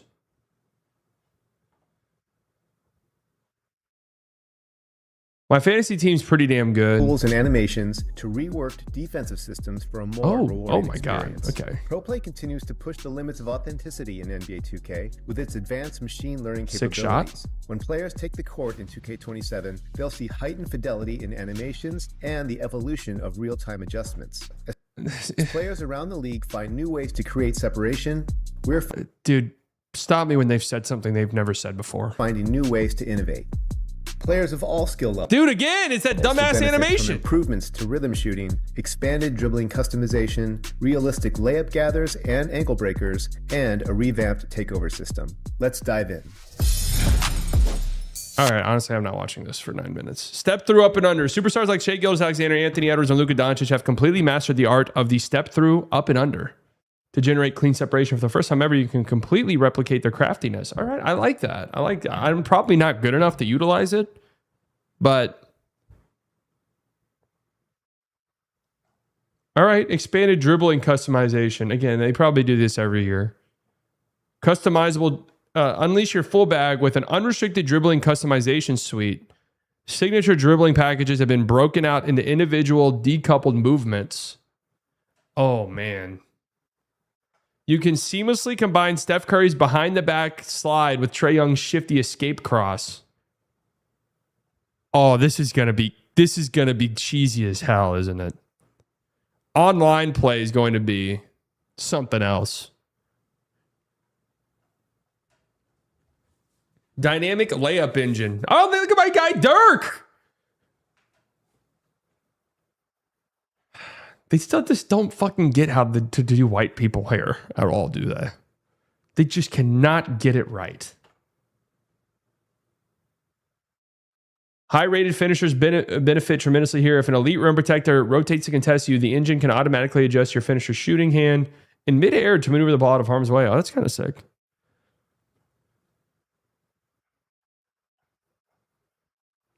No-look passes. Blindside the defense by holding R1, RB, and flicking the pro stick. R1, RB. Oh, okay. R1 is PS5. RB is Xbox.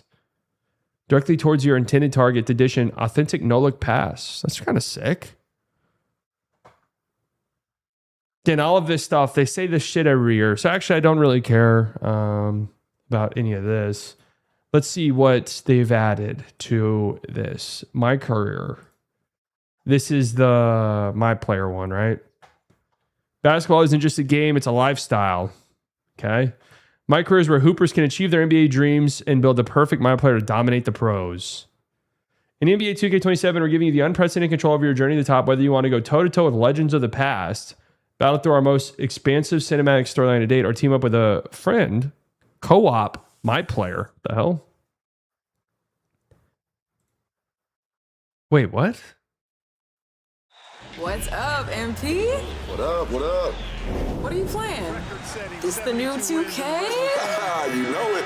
It's my career eras. You like it? Do I like it? It's fire.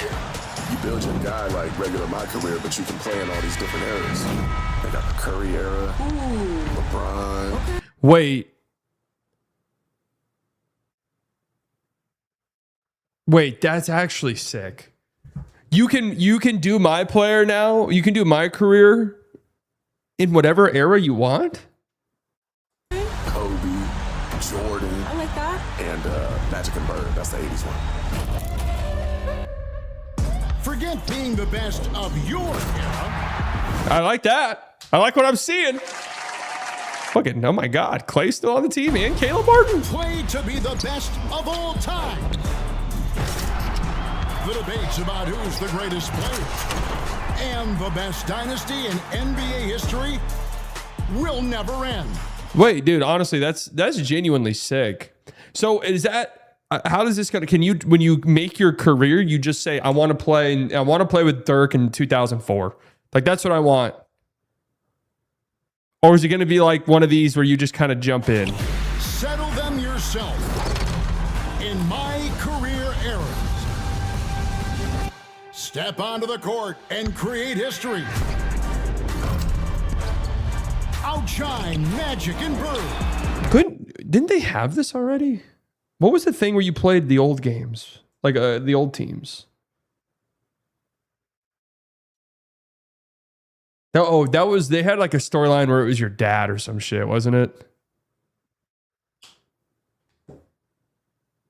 No. There was a storyline where they had, it was like your dad.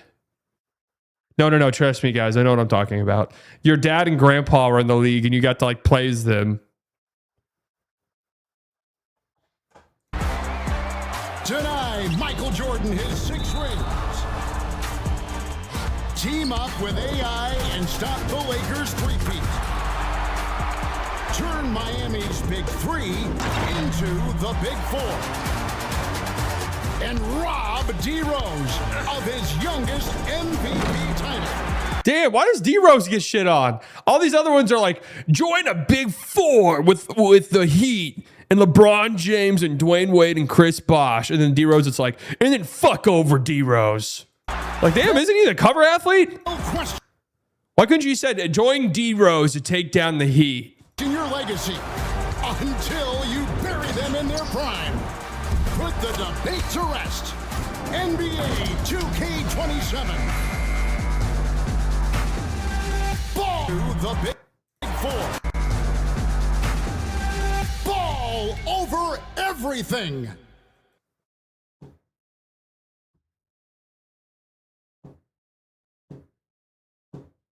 Was that AI? Was that an AI voiceover?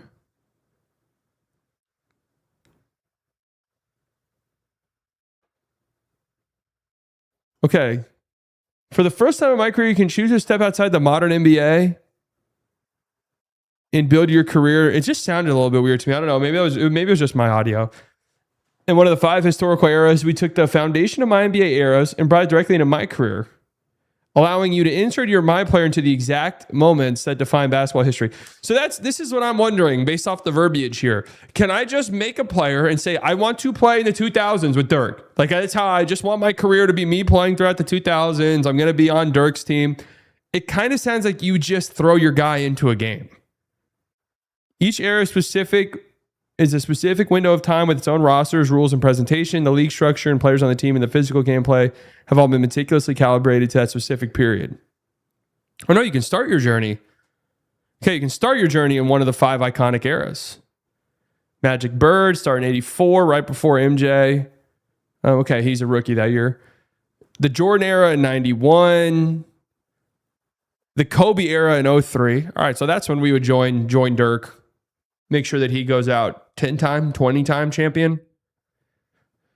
LeBron era in 2010. That'd be kind of fun, though, too. The Steph era in 2016. Rosters are locked to historical accuracy. I wish that weren't the case. I get why they might have done that. But I wish you could join one of these eras and actually like impact how it happened. So if I join the Mavericks and me and Dirk are winning 4 or 5 times in a row, then teams should be doing everything they can to compete against that.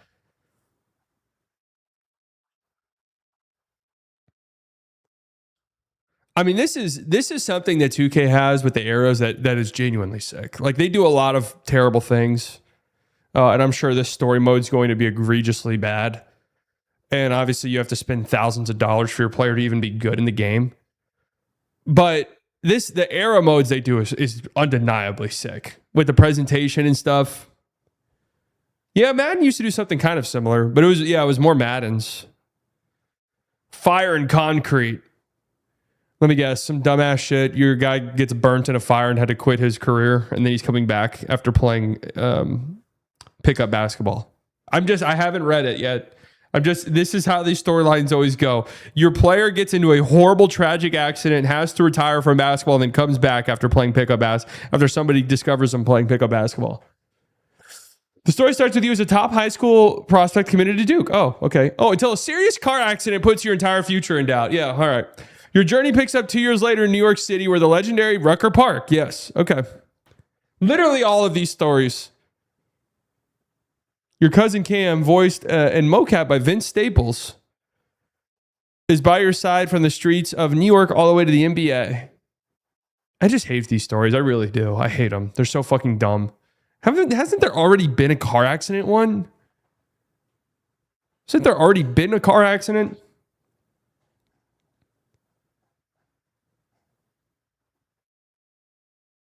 Co-op my career. We're bringing a massive... the worst one was whenever your guy decided I was going to quit.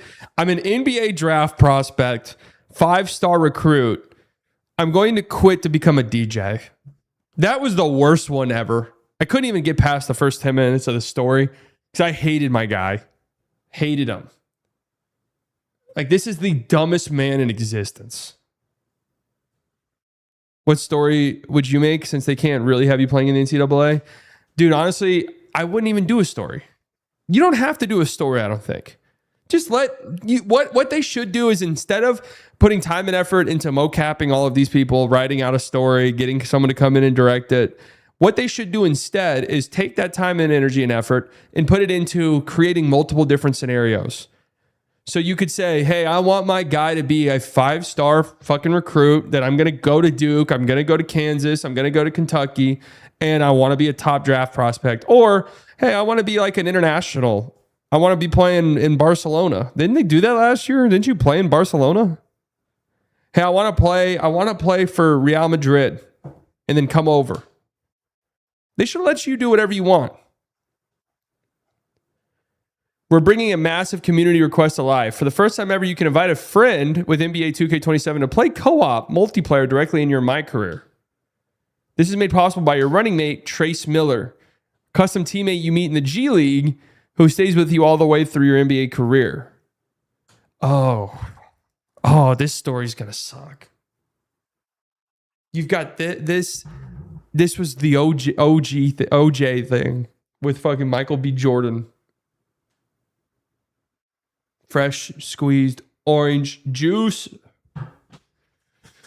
Building your running mate. When Trace is introduced, you are in complete control of his potential. You choose one of 9 build templates that feature shades of the following NBA superstars: Giannis, Cade, Steph, Luka, KD, Anthony Edwards, Donovan Mitchell, Jokic, Kawhi Leonard. Why? I don't like this. Not that I'm even going to play this mode, hardly ever. But I don't like this. So you're just going to have a top 10 player next to you your entire career? Like, some of the fun in what should be a sandboxy mode is I'm going to a dog shit team and I'm going to carry him and I'm going to get him out the mud. That's some of the fun of these modes. I'm going to join the Kings and I'm going to turn them into a dynasty. But where's the fun in that if I have fucking Nikola Jokic on my team too? Or Kevin Durant? I mean, why would you not choose Steph Curry here, right? Do not choose Luka Doncic. Holy shit. I've done my careers on the Mavericks. Horrible experience. Luka doesn't pass ever. He's the biggest ball hog you've ever seen. He takes the worst shots of all time. Once Trace joins the squad, you can invite a friend into your My Career. Your co-op partner takes control of Trace exactly as you've built them. The system is flexible, meaning co-op can be activated or skipped on a game-by-game basis.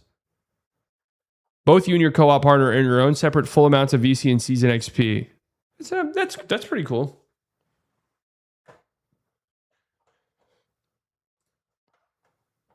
Elon Musk, you thought Sydney Sweeney's boobs were great. Have you seen mine? They're going to change. Yeah.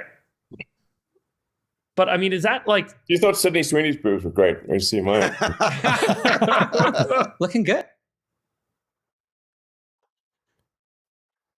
Yeah. Looking good. Who's this fucking clown? Let's see that fantasy team. I'll just read it off to you. Let me do this real quick though. Where's the franchise news? Which one's my NBA? Okay.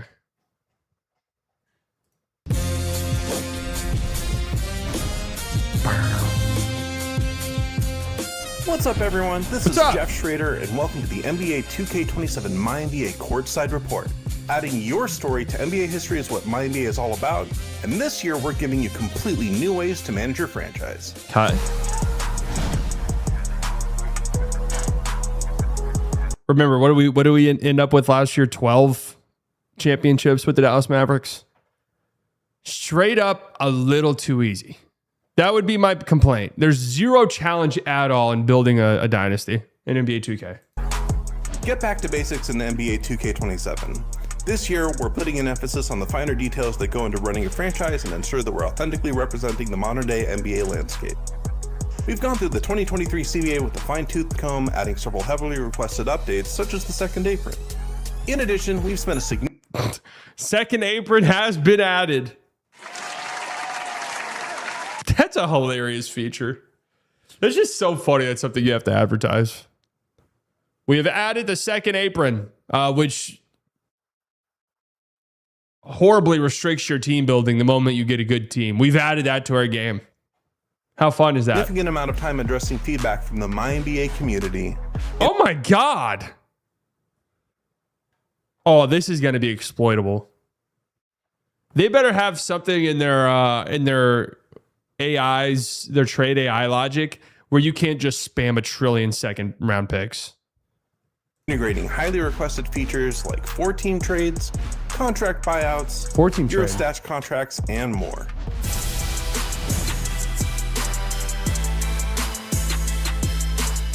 Every era in NBA history has prolific players, and adding... No, I'm personally happy that they're adding the salary cap restrictions. It'll make it more fun. It is just fun. It is just funny that it's a feature that they're putting out there. Your MyNBA roster can make or break your championship aspirations. This year, we're introducing historic draft class playlists, allowing you to loop or shuffle real, recognizable NBA draft classes so your league stays filled with legends instead of randomly generated rookies. With draft class playlists, you can set up a playlist once and keep getting historical legends from the start, all the way through the newly expanded 100-year limit for franchise saves. I mean, okay.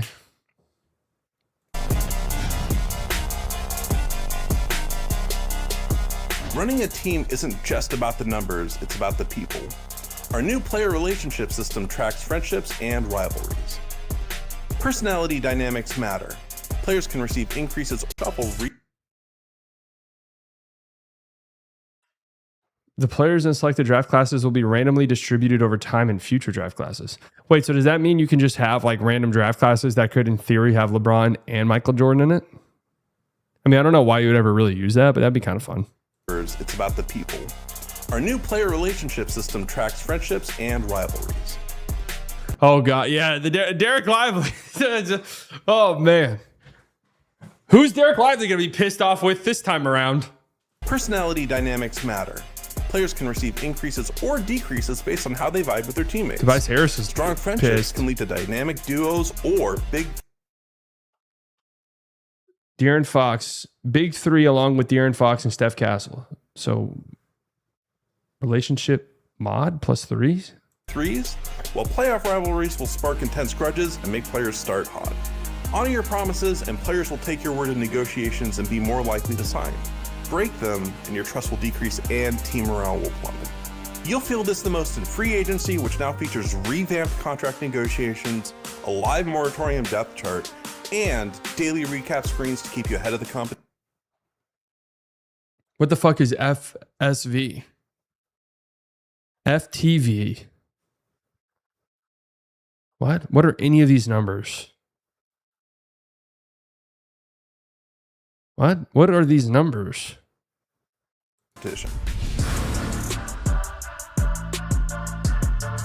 Full sex value? MyNBA introduces new ways to extend your legacy in the modern era. MyNBA Legacy is a single-player, player-locked mode that bridges the gap between running the front office and dominating on the hardwood. Players can experience a unique... Wait, was that it in terms of features they added? Dude, that's not good.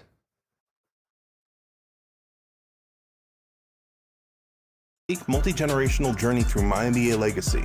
When choosing a player, you can either keep that player as they are, or you can revert them to their rookie form and start from scratch. Starting from scratch gives you the opportunity to potentially earn more XP by choosing a legend and surpassing their statistical... These are the players you can choose from in this? Yeah, respectfully, what the hell is Donovan Mitchell doing here? Is this just like a random assortment or... milestones. MyNBA Legacy in 2K27 adds to the fun with an intuitive and easy-to-use interface that allows you to track your attributes and badges and organize them, making it clear when it's time to upgrade them. You can spend those points on training camps to fight off age regression or buy bonus abilities that allow you to always sign players to a minimum contract, leaving more cap space for star players. Some abilities are eligible to be passed down to future generations, allowing you to progress further on the tier list to hit the ultimate goal of MyNBA Legacy, reaching the eternal GOAT tier. For players interested in a more open-ended MyNBA approach, the mode maintains its classic sandbox feel and allows you to change your legend yearly if you want to share the spotlight between different players.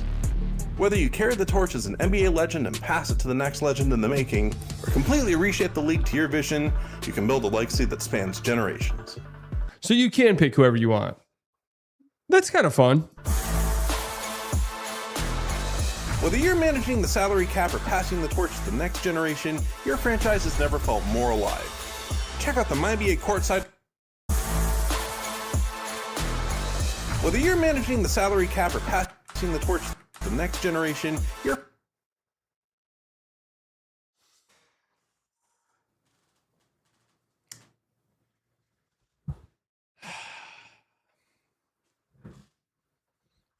They got Coop at a 92. Couple years into this. Someone's missing.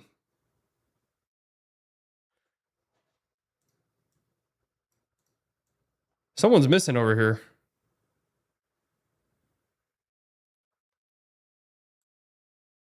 Someone's missing.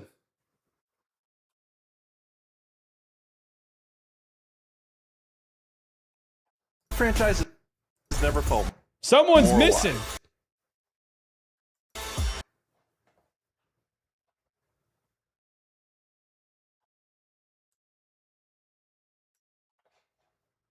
Check out the MyNBA. Where was Shea? Whether you're managing the salary cap or passing the torch to the next generation, your franchise has never felt more alive. Check out the MyNBA Courtside report on the NBA 2K27 website to learn more about this year's features. Thanks for tuning in. Yeah, we'll see you on the court. All right. I will say, whenever they hammer in the trade logic shit and NBA, like free agent logic, that's basically them saying, well, actually, I don't want to say they didn't do anything because that's like a pretty intense mode they added. I guess I kind of don't really understand it. So you can just...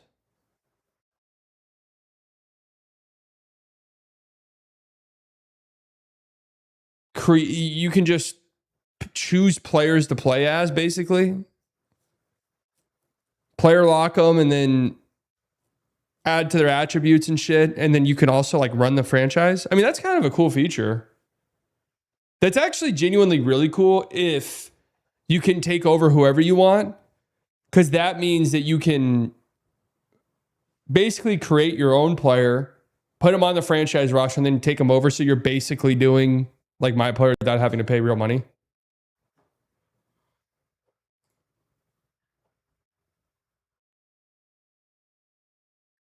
It's kind of interesting.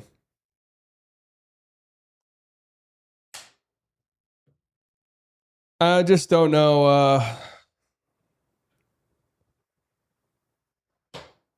I don't know. We'll see. We'll see. We'll see if that modern CBA thing actually makes franchise a little bit more interesting. Because right now it is just way too easy. Luka doesn't pass ever. Oh no. He's the biggest ball hog you've ever seen. He takes the worst shots of all time. Oh no. Luka doesn't pass ever. That's fucked up, dude.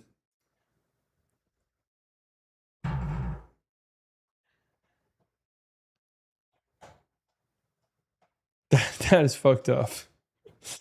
The most efficient. Oh yeah, I did see this.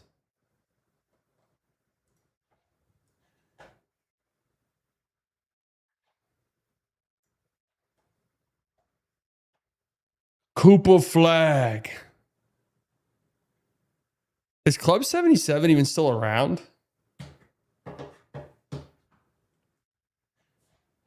The best floater season since 2021. Our guy Koopa flag. Really? They're out in full force? I guess I just don't see them anymore. Maybe my algorithm has finally it's finally gotten rid of them.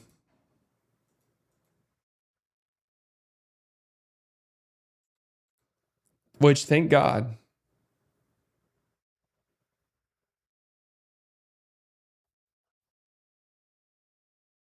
Mike Evans is experiencing some tightness. Oh, that's good.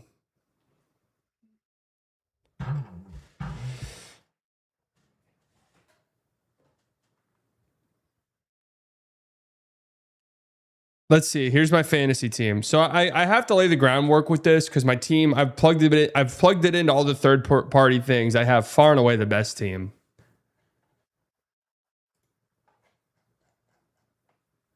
And I do have to say that letter included my name in it, and which I found interesting.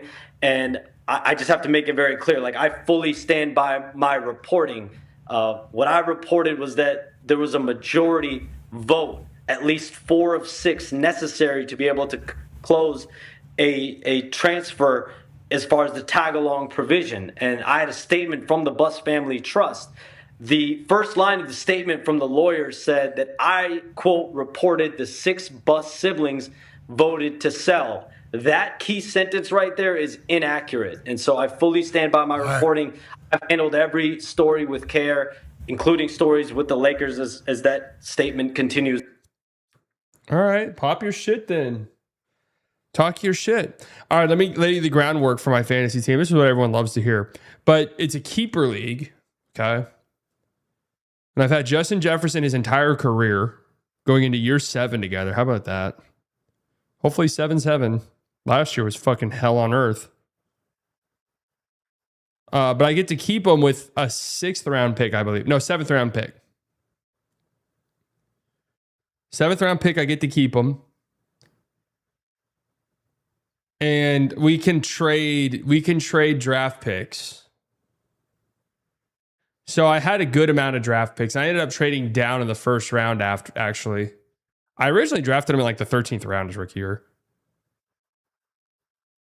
So I traded back out of the first round entirely, actually. Got 202 and then another third. So I had a bunch of picks in the top 4 rounds, top 5 rounds. So my team is Josh. It's a 10-person league, 1 flex, PPR. Josh Allen as my quarterback. My running backs are where it gets a little bit rocky. Chase Brown, Cam Scattaboo, currently my running backs. Justin Jefferson, Drake London, Devontae Smith, Devontae Adams, my wide receivers, and then Colston Loveland's my tight end. So I got an elite quarterback, an elite tight end. Only problem is I fucking drafted what's his name? Jordan Tyson. Jordan Tyson. Jalen Tyson's the NBA player. Jordan Tyson, who's already dead. So that's fun. But it should be pretty nice. My profile picture in this league is Daron Sharp. Why? Because I think he's going to be a beast. What does he have to do with my team? Nothing. I should have took Sturts 101. Chase Brown, running back 1 this year. Hey, from your lips to God's ears. Then we're going down to the park to park our trucks, and we rev our engines real loud, and we're blowing black smoke with all our pals. Excited to get your football takes off on Haymaker this year? Honestly, yes. But you guys know, if you've been around, you know I do this every year. We get to this time of the year, and I do start getting into the, oh shit, like I'm kind of here, man. I'm kind of excited for the season to start. I'm getting a little, no, I've got a defense and a kicker, but who gives a fuck? I've got, some excitement brewing inside of me.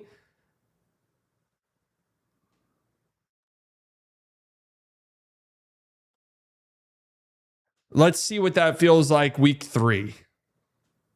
Let's see what that feels like going into week 3. That will be the ultimate test. I trade Cam in one of those last 2 wide receivers for a better running back. Cam Scott going to be garbage. It's hard to trade in this league. It's hard. I feel like it's hard to trade right after a draft because people like their teams. The team name is Free Justin Jefferson. That's what I had last year. Free Justin Jefferson. I've got some player nicknames for Cam Brown or Chase Brown. I have Chase Brown Pants. I had him last year, so the nicknames carry over, I guess. Chase Brown Pants. He must have had a bad game. Cam Scadaboo I have saved as Idiot. Justin Jefferson I have Demand a Trade Please. That carried over from last year. Drake London I have as Drizzy. Devontae Smith I have as Jalen Hurts Sucks. Did I just recently do that one? Or it's true though. Devontae Adams I have as I got one more in me. I'll say working invisible Dallas media as a non-football guy who acknowledges it makes you a unique voice in the Cowboys ecosystem. Embrace that. No, even if I watch and talk about it, I'll openly say, like, I'm not somebody who, I'm not even somebody who's just like, it's okay to talk about things from a fan's perspective. I just bit the fuck out of my tongue. Like, I don't need to do hey, I have a new groundbreaking take that no one else has said about this player or this team. I don't have to say something that's going to cause a ruckus and commotion.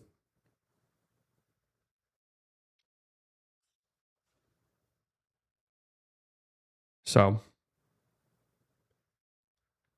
thoughts on the Von Miller signing? Yeah, I think he's one of the top 10 players in the sport. I mean, is he still good? 5 flavors of Outshine fruit bars have been recalled because they may contain glass. Dude, what's going on, man? What's happening?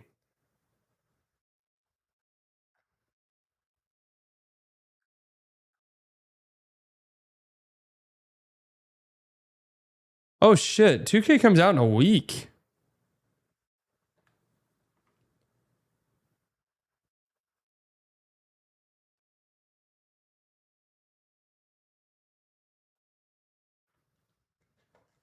Damn.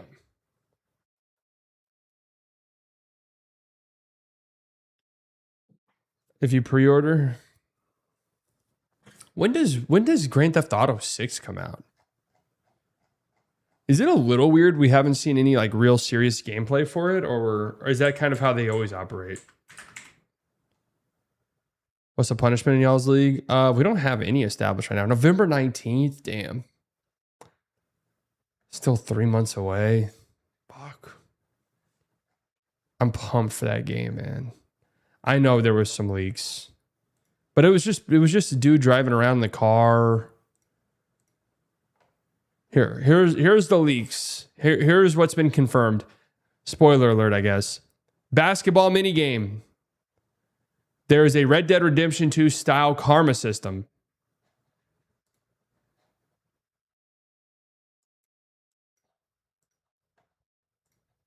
You will be able to store loadouts in your car's trunk. Your car will require maintenance. Your car needs to be refueled. Oh, God. 6-star wanted system is back. AI may carry melee weapons. Player actions on a fight affect stamina. NPCs can go road rage against the player. That's kind of funny. The GPS only works when you're on a vehicle.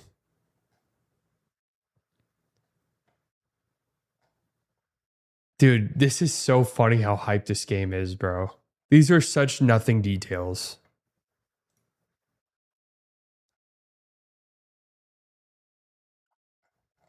Such nothing details.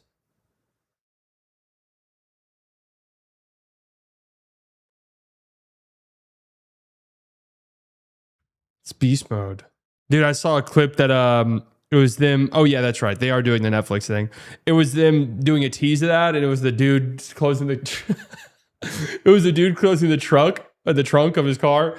And the tweet was new trunk sounds in Grand Theft Auto. It's like, oh my God. Dude, the hype for this game is actually unreal. Here it was. GTA 6 trunk closing sound effect. Heard a new PS clip. Whatever happens next. Oh, fuck. Is this going to come out on the PC?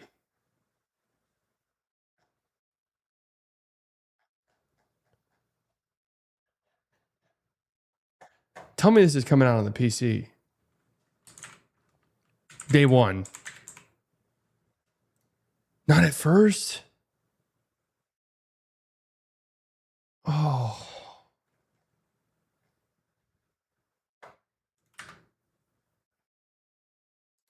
What was the point of buying this behemoth?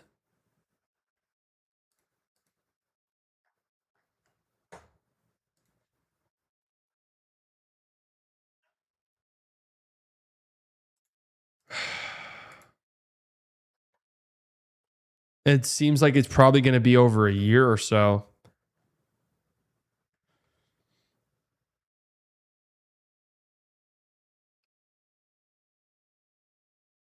It's fucked up because they know what they're doing.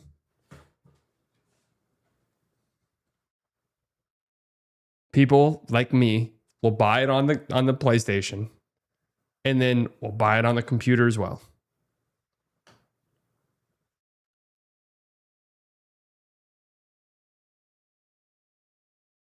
So that's 100% going to be what happens. And they get it. They know it. It's kind of the strategy because how many years into the PlayStation 5 are we? Like, we're probably not too terribly far away from a new PlayStation, right? Is there any news on that? Dude, Grand Theft Auto 6, it's not going to be mid. Like, it's just simply not going to be. I agree. Rockstar just doesn't make mid. They might make like kind of disappointing relative to Rockstar expectations, but at the end of the day, you know what you're getting is going to be fucking good.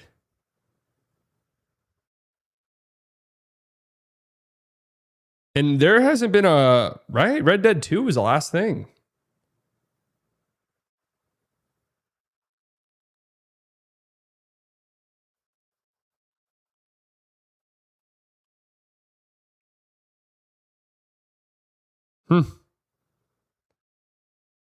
Is that right?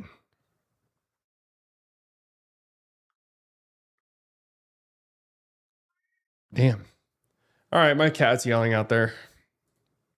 He's been lonely. That's a fun stream.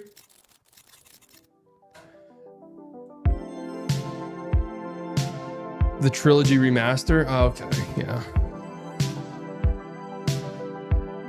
All right, I think we'll be live again tomorrow. Pretty sure.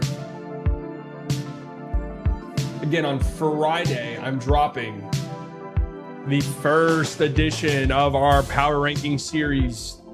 That means starting on Friday, that's officially 60 days away from the NBA season, I believe, or right around there. So it'll kind of get here before you know it.